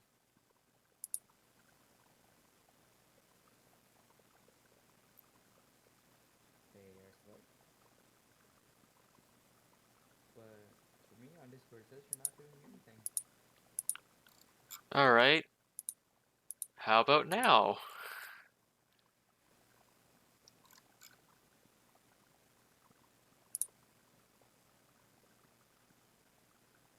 Nope. Now it doesn't even notice that I'm streaming, as far as it can tell.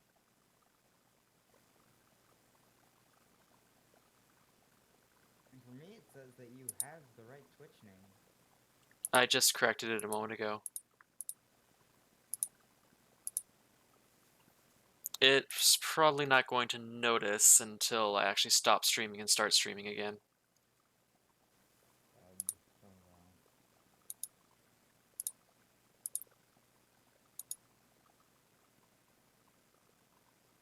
Yeah, like my friends, I can select and it has a watch stream thing, but apparently it's not shown on me. Oh, it's showing it in the chat. Do you see a watch stream thing on me now? Because it says streaming Tachyon CE in the chat log. Chat log where? In Discord itself, in the Tachyon chat.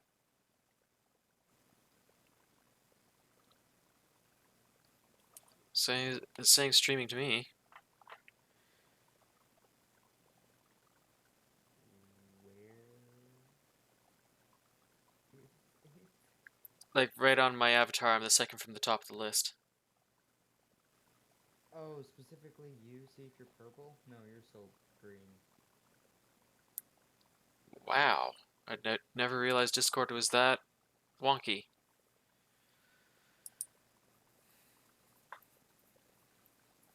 It might just be me. No, what Lero's saying is probably true. I had to unlink it, relink it, but of course it's probably not going to notice anything until I like completely restart. But hello, Lero. So yeah, what I'm doing is I'm helping massively with a game called Tachyon. It's kind of like FTL. I am helping Actually, it was folks. designed based on FTL. Yep, it was based off of FTL quite a fair bit. Uh, I'm helping design the Community Edition version of it. In other words, we want to fix a whole bunch of problems and also make improvements to it. Mod community.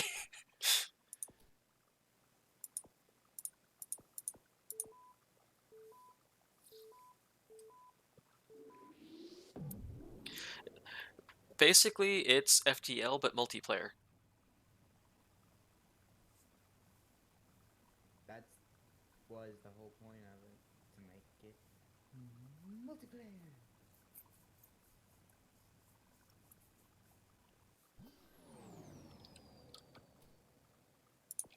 Oh, good, e-pirates.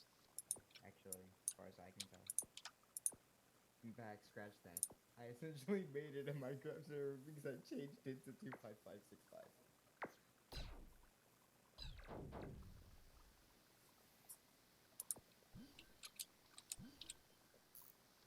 Ow, my eyes. This file is definitely unreadable.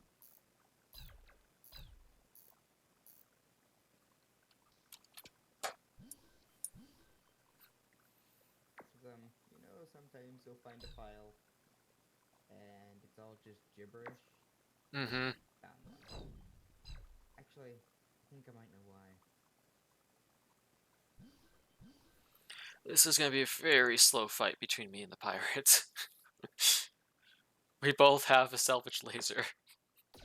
Like, two salvage lasers. Actually, I don't know. He has something else.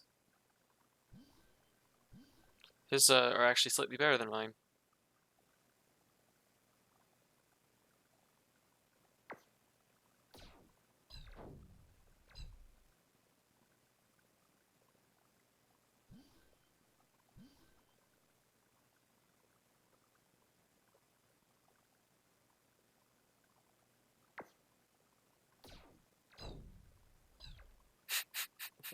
With This is such a terrible fight.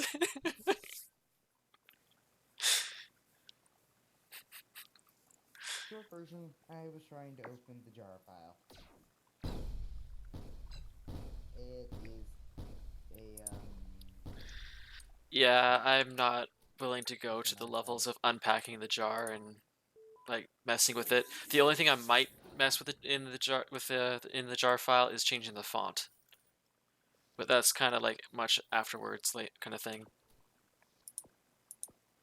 To me, it seems simple enough, seeing how all it takes is 7 clicks, and you can get in. Well, code is obfuscated and such, though.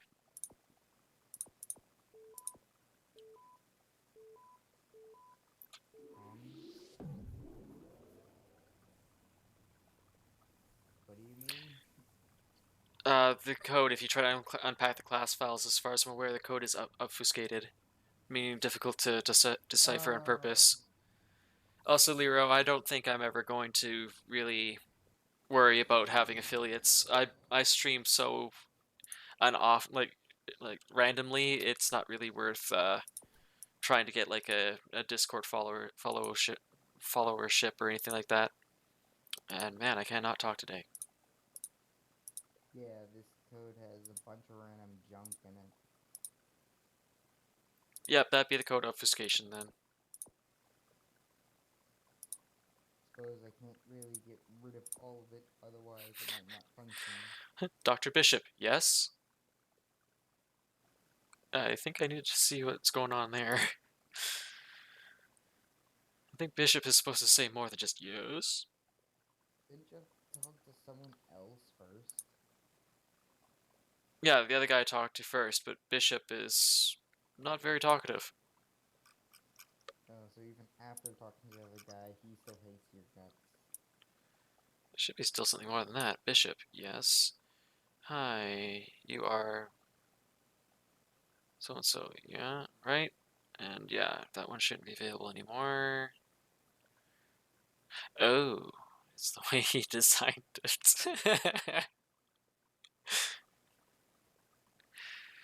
You can either say,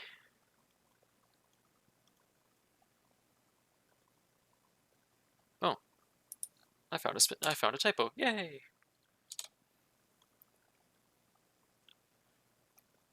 Oh yeah, I saw that one. I fixed that one on my end too. But yeah, none of these are auto reply.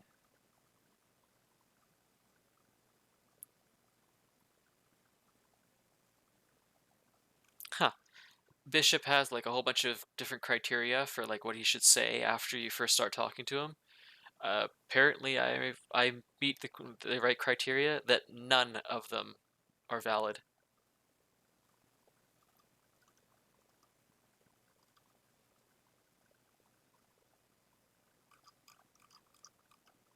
Can I have a poke at that? Give me a moment.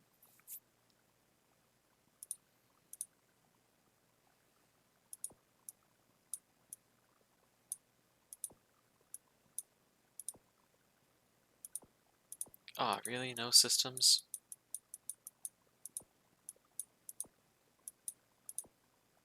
Oh, I caught up with the Falcon. Oh yeah. Should you, like, join them? Yeah, could.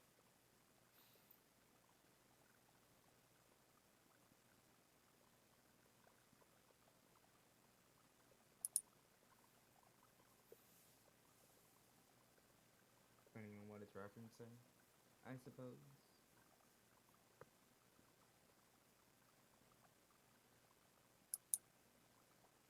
I have no idea what you're talking about, Lero. Oh, I'm pretty sure I saw it. But again, I'm still have to find that file. Oh, really? Yes, with it, dot, dot, dot.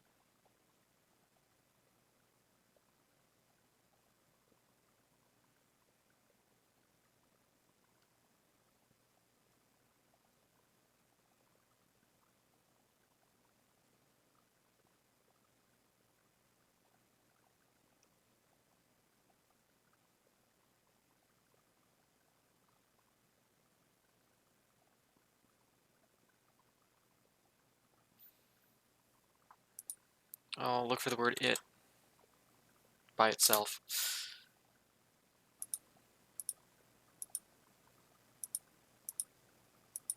I don't see any its all capped.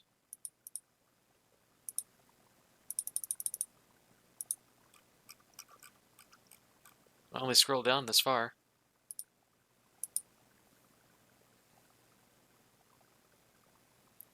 Yeah, in that XML file, you scroll down to it.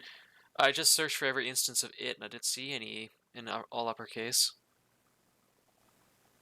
Scroll down one screen. Line 58.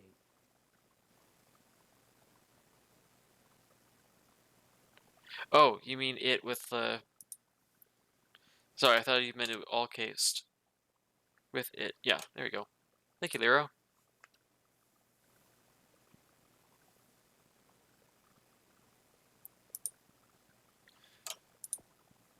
We should probably actually talk to the NPCs and see if we catch anything else wrong.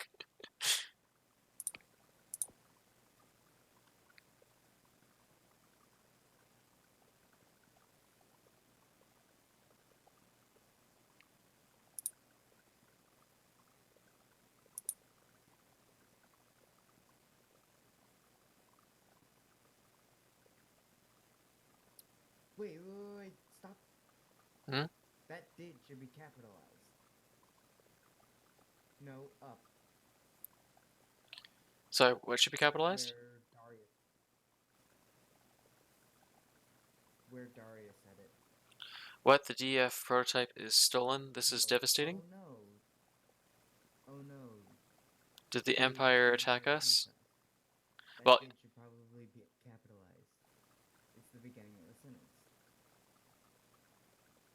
no. Oh no, comma. Did the Empire attack us? Huh.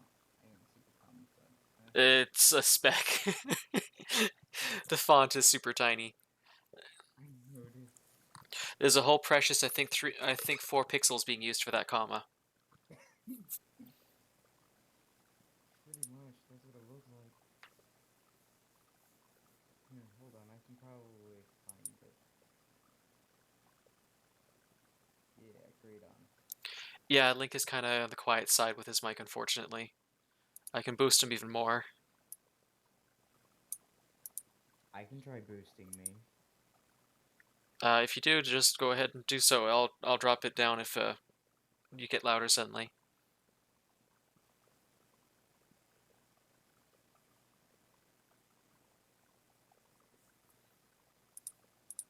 Ah, mine 367. Working. I don't think that's how you spell working.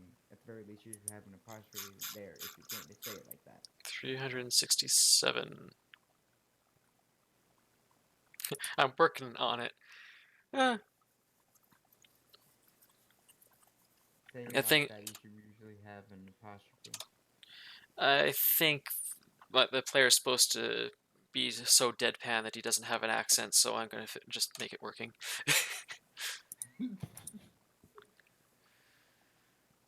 There are 2 problems with that ship. First, it's near impossible to track it down. As soon as and as you probably know, Ah, here we go. Why is this halfway down the page? yeah, the order of the conversation doesn't need to necessarily match in the file due to the fact that conversations branch. So long as the ID is correct. Yep. You think this one's bad? You should just look at the conversation dialogue for Celeria. Or was it Celeria or Vatish? I think it was Vatish, actually. Vatish? I think it was Vatish. When you try to talk to Vatish, if you look through my dialogue, Spectre actually sent me a picture of it before, and I was laughing my ass off because he's like, he made a dialogue editor for the new version of the game. He's showing me what happens when he loads up my script, and it's just this nasty looking disaster. Let's see if I can find it. Yeah, I found it, and it does. It's not in our direct messages. I'm guessing he must have put it in the Tachyon server. Let's see. That's what the line says. From... Come on. Wait, what?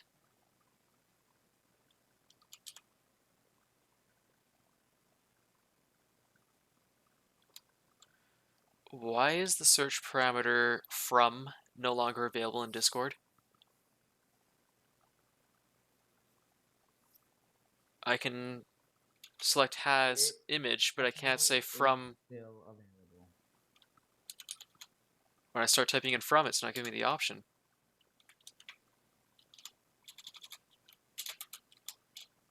I can say from user Madeler and Davlin.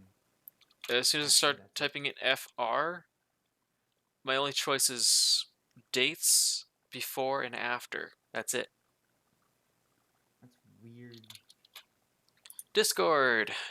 I'm not supposed to be bug fixing you. I don't know if you can. I know that there is a way to get the to be able to actually see its code. Uno momento.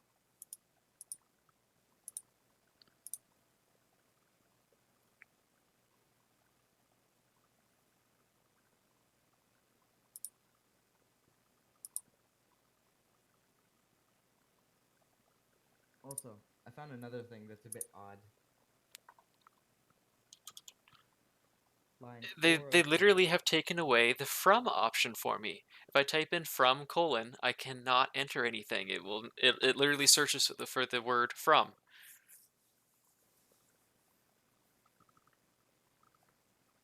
What blazes?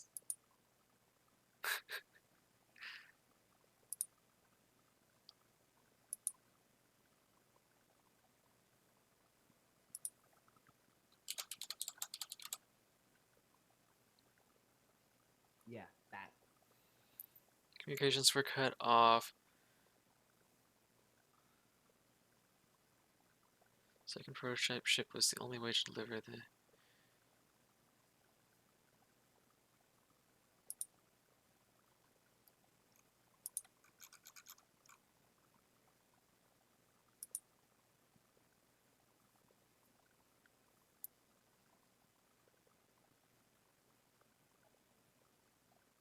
I haven't even noticed where your edit is yet. Oh, the second prototype ship? That it? Yes.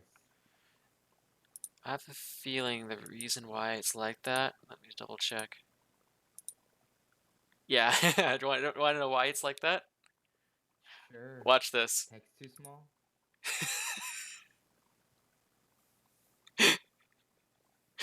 The letter U goes right off the edge of the window. Oh no. That's a problem in and of itself. Spectre has wrote text wrapping code, but it does not exist yet in the public version, and I don't think it ever will. I think I'm going to... Oh no, but that means if I want to split this into two lines, I'm going to have to fix the numbers up for the entire conversation, and he's got a lot of lines. Oh no. Wait, I have a dumb thing to say. Does the new line command work? Like slash. No, although you can force it, what will happen is it'll then, when you send the next message, you'll have the text overlay over top of the other text. Oh. I showed that to Spectre before, and I was like, Spectre,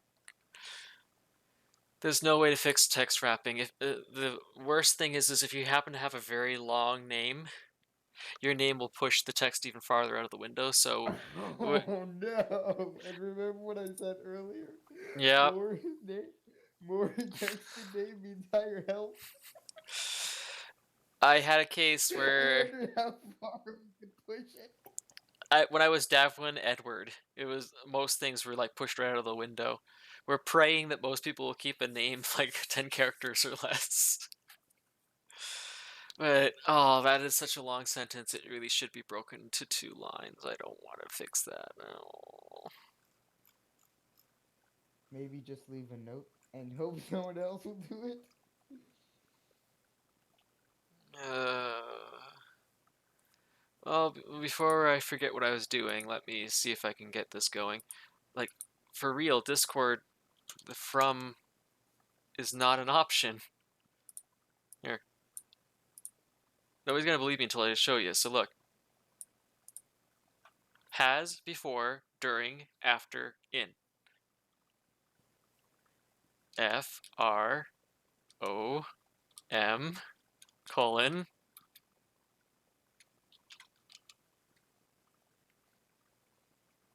What? That's so weird. I can say has image from nobody. The from That is sucks. actually missing. And I reloaded It's Discord. hilarious, but that sucks. I also hard reloaded Discord.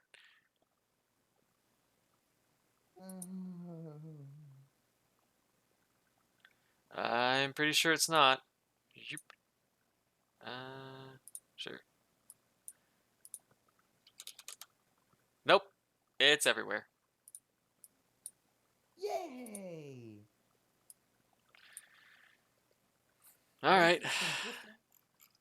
Since I can't specify from whom, this will take me a bit. Wait, what are you looking for, by the way? These, but of course, it's being extra helpful by not letting me jump to it.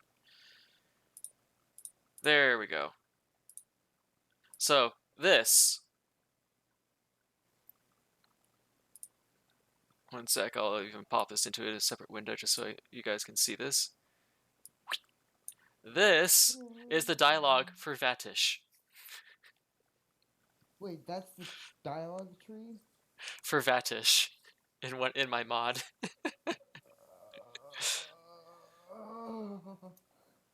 My brain hurts. My heart hurts. My lungs. I don't know. And yes, I had to track that. Oh no, that is Solaria's. Vatish's. It has to be this one then.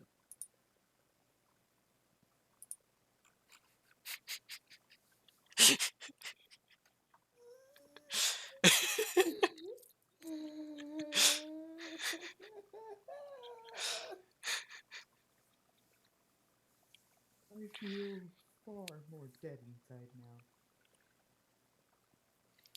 My NPCs are the most complicated NPCs Spectre has ever seen.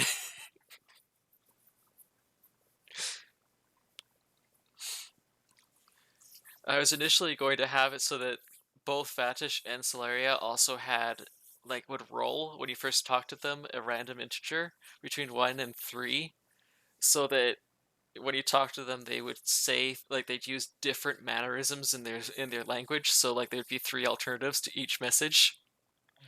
And I was like, No. no, I'm not going to do that now. Not until I get a better text editor. That would mean that would split into there would be this map 3 times over. Mm-hmm. You can see why I did not do that.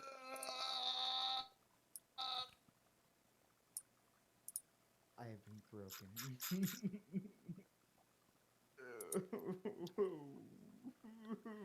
Streamer mode is what's taking it away? Why?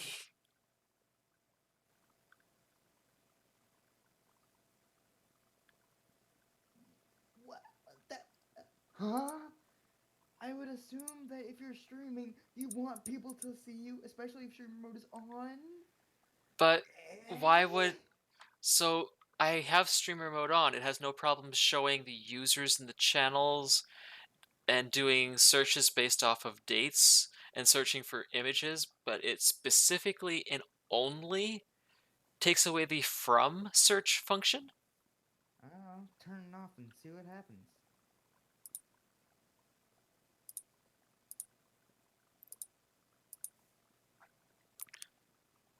I now have from, and I now have mentions. Those are the only two that get removed when you turn on streamer mode. That's so weird.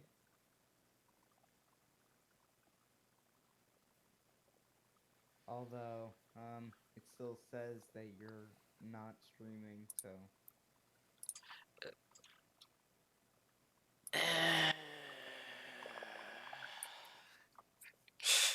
The power of Discord.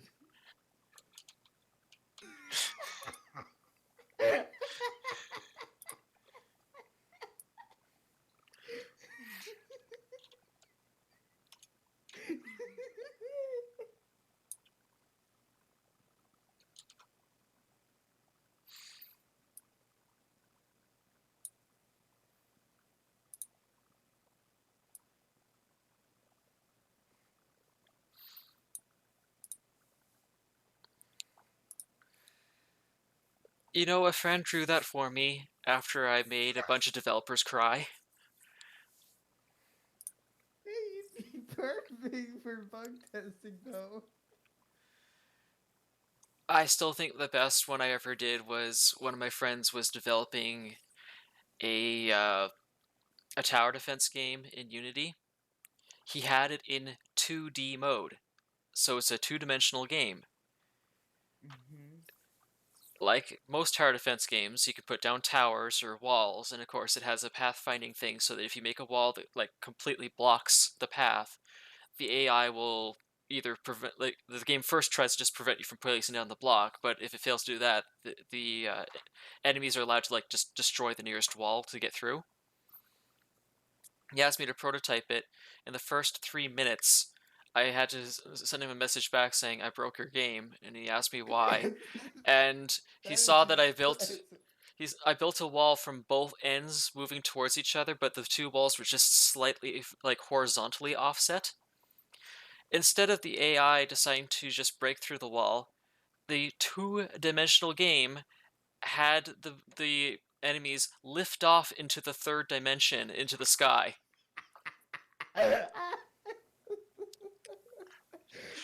He's like, "Where are That they is going?" And he's amazing. like, "Whoop, my people are calling me."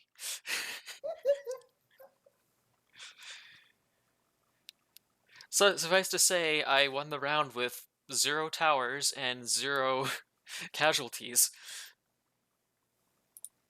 He didn't like that. Who didn't the game or My the dev? friend. He's like, "You're not supposed to be able to do that." I'm also the guy that keeps falling out of elevators and getting caught in doors, too.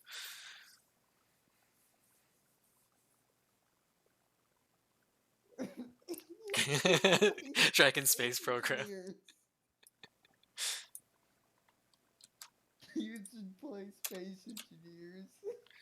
Oh no, I've been hearing about that game. I've had a few friends that are like, "Hey, Dav, you should play this game." No. But yeah, that thing is so buggy. So this is what I call walking the dog. This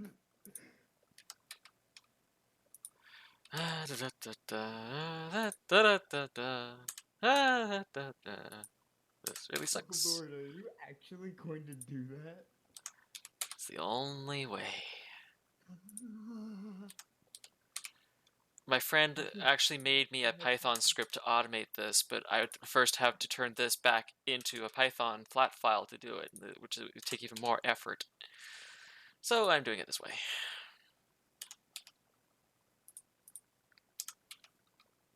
Now that I think about it, I bet you Lua could too. However, that'd probably mess up something. Because the way I'd write it is every time it finds a number or set of numbers, up it by 1.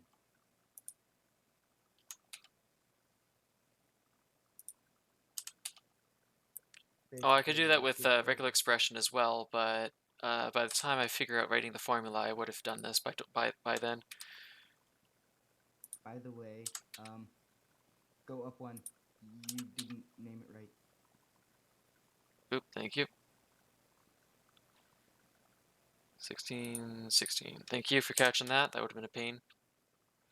16, 17, 17, 18, 18, 19, I suppose 19. that the game really doesn't like it when their two IDs are the exact same. Yeah, it'll throw an error and the game will stop. Yeah. I mean, Space Engineer is so inefficient that mods make it more efficient. Oh, like Make it run Skyrim. better. However, I can say definitely not like Minecraft. Yeah, one of my Although friends, when they maybe first introduced me to Skyrim, I installed it on my computer, and this is probably a story many have shared before. But they started the game, and of course, I had the infamous thing where you're sitting in the wagon, and I'm trying to look around, and my friend's like, "Yeah, don't worry about it. You can't look around anywhere." And I'm like, "So you're supposed to be seeing the gravel?" And he's like, "Wait, what are you talking about? My character was upside down." And then, after we got about as far as the gate, the entire wagon decided to fly off into space with me in it. I was like, "Wow, this is quite the game." And he's like, "That's not how the game's supposed to start." Well, that was the shortest game for me ever. You start off in a wagon, and then you go off into space, and that's it. Game over. you know, if you were to play Undertale, you would get the hacker ending just because. I did once. I thought it was Wait, on a intentional. legitimate run through? On a legitimate run through. That makes it so much better. Apparently, uh, it wasn't the fun value that was messed up. I managed to go through an exit I wasn't supposed to be able to go through. I clipped the edge of an exit, and apparently there was a different exit. It was one of those things that they fixed really quickly in the game. It was like Okay, very good, early good, on. good enough. So, um, where did you do that? Do you remember? Like, I you think it really was did. in the ruins. It was one of the ones like right after Toriel takes you like across the spikes. It was just literally a door. If you After. clipped it funny, it took you to a wrong exit. Huh, I wonder what room it sent you to. Just an empty one. It was just black. But it did then give me the error message. I did get the cool one with Sans though. It just simply said like you shouldn't be here or something like that, and just quitted. Got here. Chances are. I don't remember his dialogue for that. Oh, it simply says something along the lines. Hey, if you got here, you should probably say something as this isn't supposed to be a thing. However, chances are you're just a hacker. Uh, Gee, I wish I kept that thing. I had a few pictures of me in video games where really weird stuff would happen. Oh, sorry, Lyro, I've not been keeping up with you. For some reason, it's intentional.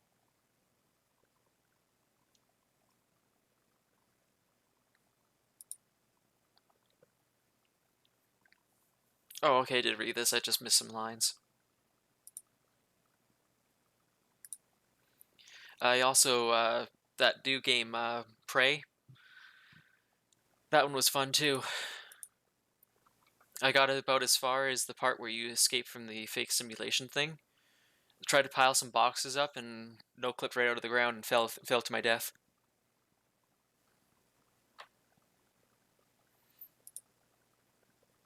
Also, one of my personal favorites was getting stuck in the elevator in Left 4 Dead and in the hospital. Huh. Yeah, I like the first Prey way better. Like the second Prey was awesome, but the first Prey had way more interesting mechanics. I'm sorry, I'm still stuck on trying to figure out how you ended up in the hacker ending. I clipped Maybe. off of the wrong exit apparently. Like, you know, like how Game Maker, when you touch a doorway, it's supposed to just exit you to a different into a different room. Yeah. I clipped past that and moved to the wrong tile. I'm mostly trying to figure out where you went.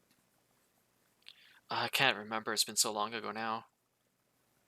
All I remember was it was after Toriel led me over the spikes.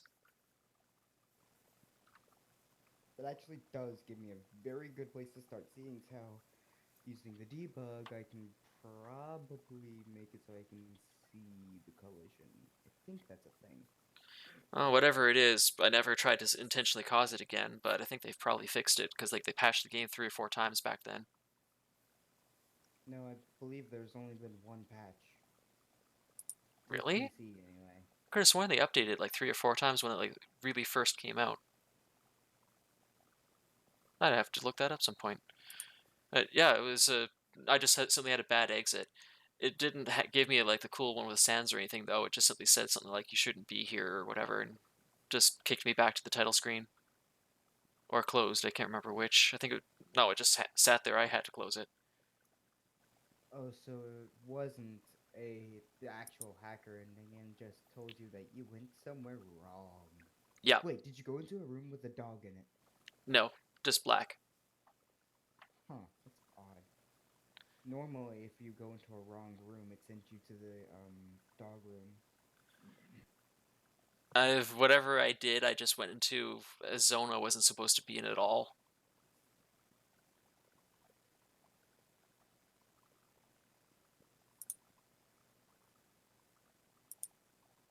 Okay. I'll go start messing with Undertale and see what I can find there, because now I'm very curious. One of the things that really annoyed me was I got a rare fun value the first time I played through it, or well, second time because it was during the pacifist run. Uh, in the Underlab, I saw one of the terminals that had the wingedings on it, and apparently it was a super rare roll to get the wingedings on that monitor. And of course, I didn't write it down because I assumed that it would be there for everybody. And apparently, I missed Wait, out on a really big secret. you got. It sounds like you got entry 17 on one of the lab monitors. It was on the Underlab monitors, but it was one of the ones that had wingedings on it. The one that came. It's so funny the way you say wingy days. That's what they were called, wingedings. But yeah, I actually got the ones from. Shoot, what is his name again? Gaster. You Yeah, got Gaster. what from Gaster? Uh, the the message on the monitor, like with the hands and the star and the little bombs and Yeah, such. that's his font. I still don't know whatever said because, of course, I never recorded or took pictures or anything because I assumed that everybody else would, of course, get that same message. And it's like all the monitors are only in English. Like on my second playthrough or third playthrough, I'm like, seriously? Hmm. Apparently, it was a rare fun value. I had to guess on what it said. Entry number 17. Dark, darker, yet darker. The darkness keeps growing. And actually, you know what? Hold on. I need to find it because I don't remember the rest of it. That sounds really cool. Oh, I think Lero beat you to it. I used to be able to read Wingdings. Dang it.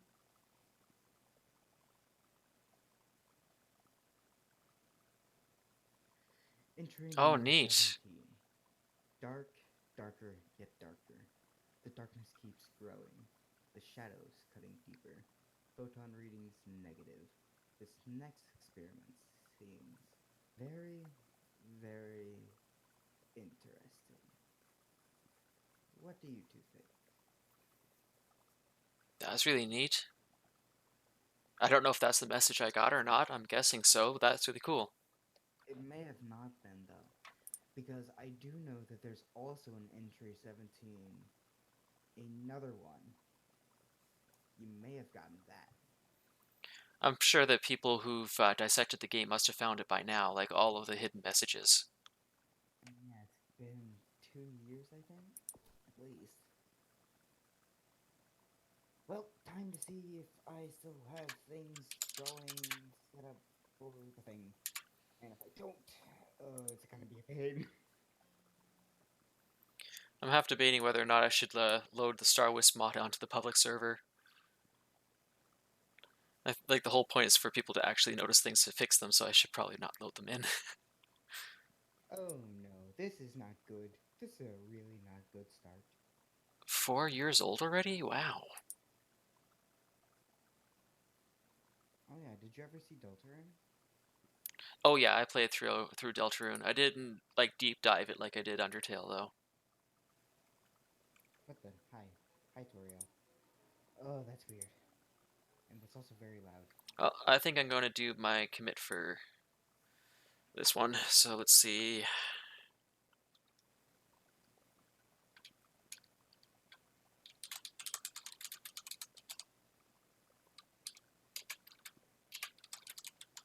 Well, that's weird. My save says I was at the leaf pile. Do you want to know why that's a very weird thing? Wait, you did not spawn on the or like start the game on the flowers? Well, no, it's my save said that I already had one. However, it's now acting like I don't. There is one thing that I can say. Flowey is in here, which is also weird. He almost always shows up, as far as I remember. I didn't even know that could change. I've only gone in like 3 times around Undertale. Uh, two Oh yeah, pacifist, try one about 30. neutral, but uh, I saw lots and lots of YouTube videos on that. Hmm. Whee! Yep, seems like my thing has been disabled. Time to push all these up. Here they go. There they go to the server. Yeah. Pushing Tachyon CE. Yay, there we go. Hopefully happy peoples will be downloading that.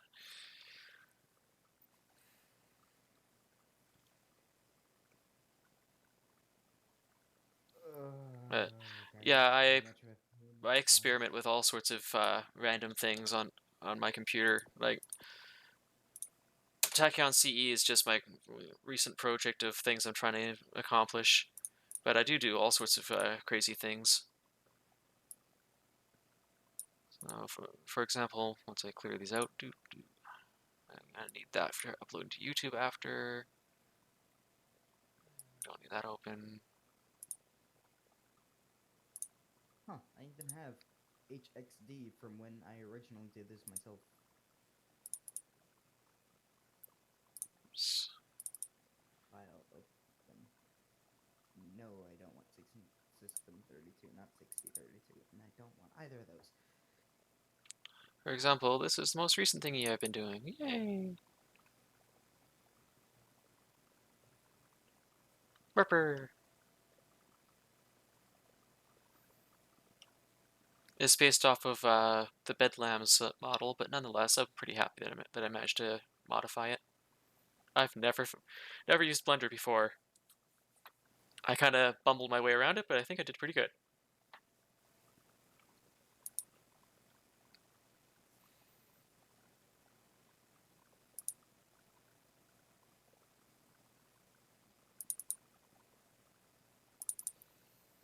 Long story short, it's used for VR chat,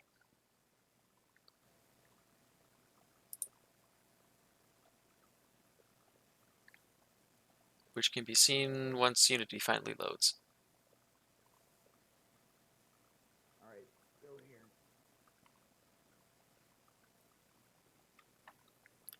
Doesn't look like anybody else is going to be joining us tonight, so I'm going to probably end the stream sometime soon. That's kind of disappointing. I was hoping that Zone and a bunch of other people would be jumping in, at least like Keldier and such. Also, there's actually two parts to activating the debug mode. Oh, you're talking about in Undertale? Otherwise, everything breaks. Yeah, Undertale. I didn't even know you Debug can mode is intentionally get debug mode. I thought people had to use a unpacker or something. HXD.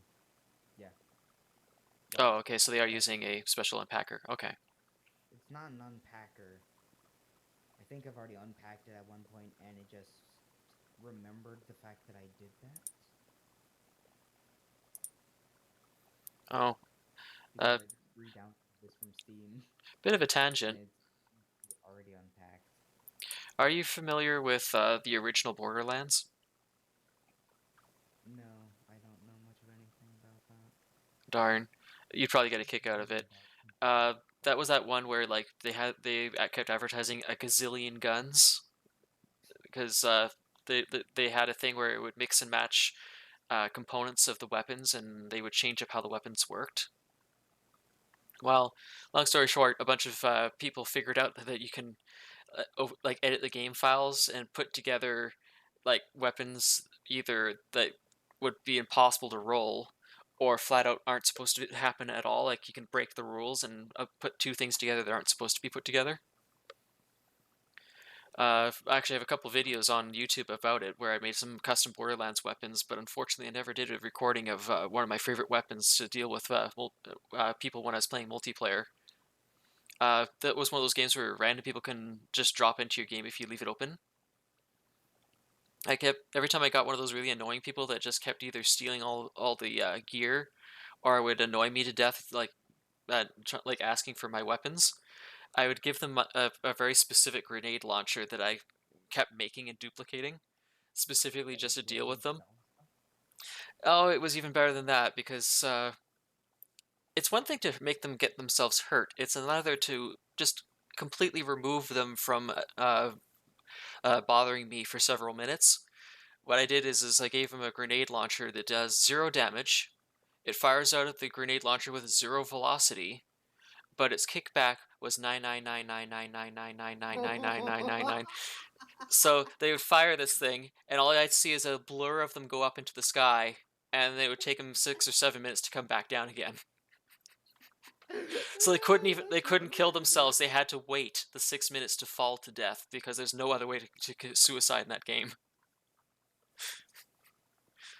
I just gave it to them and then just continue on with my mission, and they would eventually come back down.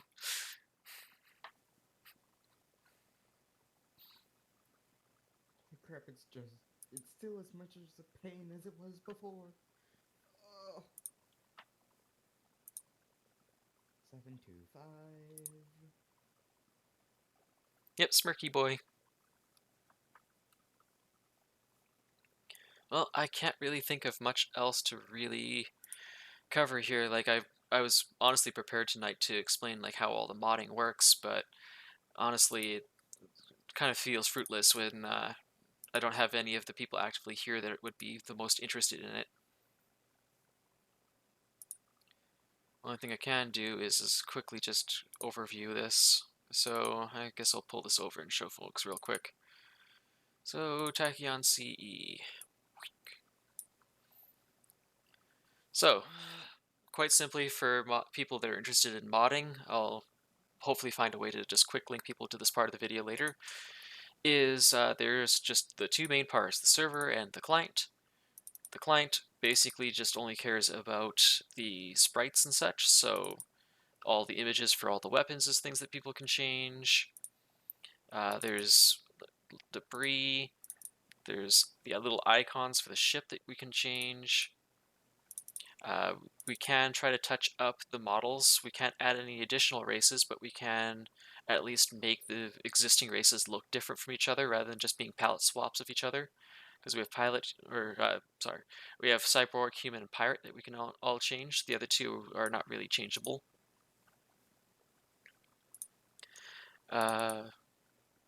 There's adding new ships to the game that we can potentially do, like just new ship designs.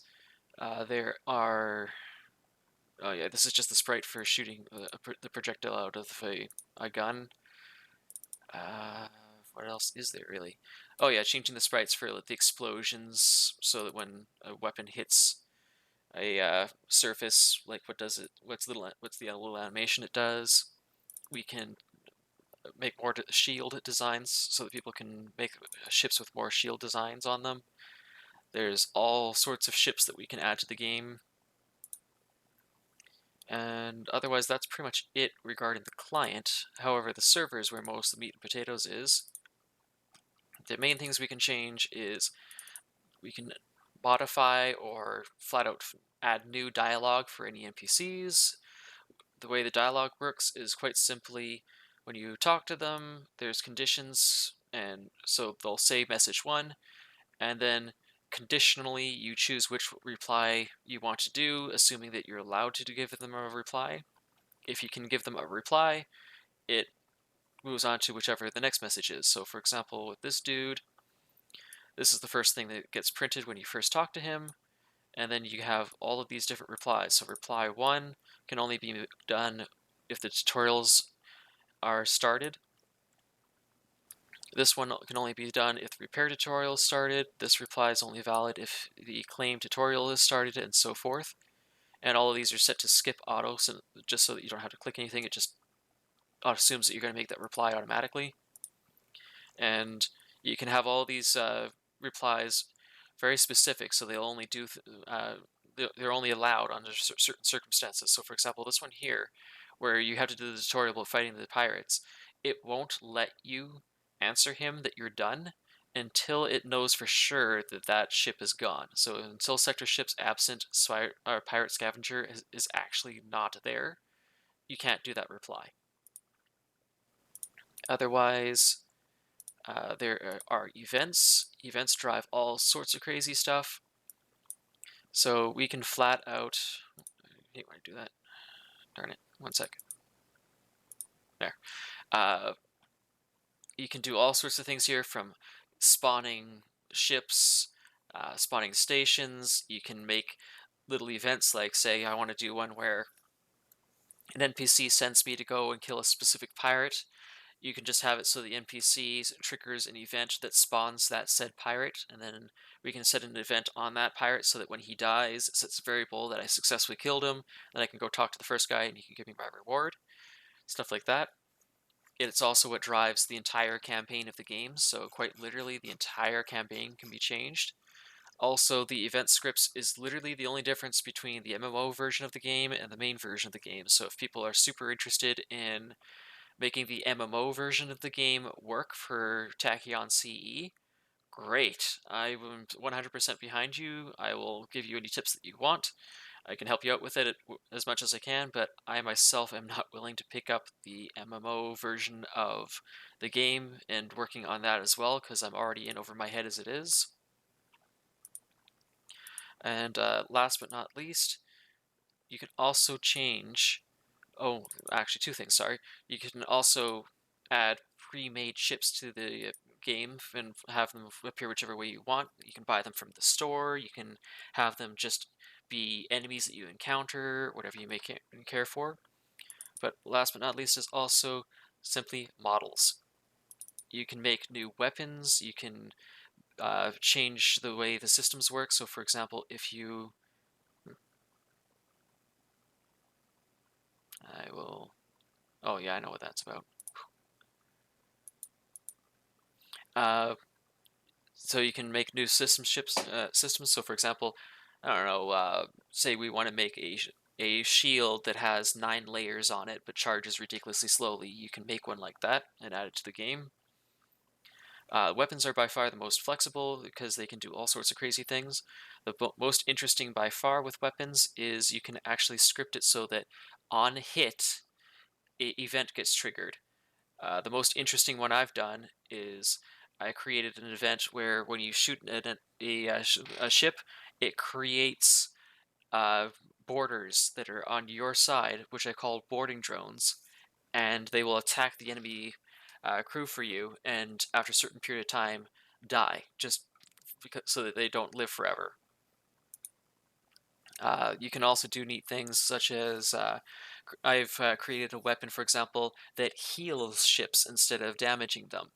Or you can create a weapon that when you shoot a ship, it creates another ship. all sorts of crazy stuff like that. If people are interested in doing that, there's all sorts of things that people can help out with here.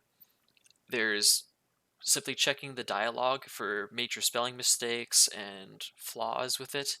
There's people that could help us with art assets because people could certainly improve on the way the art looks in the game.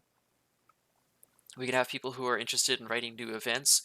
Even if you can't script the event yourself, if you can with a fine tooth comb, write out a plot from start to finish of all the things that should happen and the order in which things should be triggered, somebody might be willing to pick that up and actually create a real event off of your design. But there's all sorts of things that people can do for this Tachyon CE. I'm really hoping that people take interest and pick up this thing and run with it. I don't want to be the only modder on this project, so please don't leave me doing this on my own. In any case, if anybody has questions and such, just go to the Tachyon Discord, hit us up there and ask questions. If it's just for playing the game, just go to Game Help.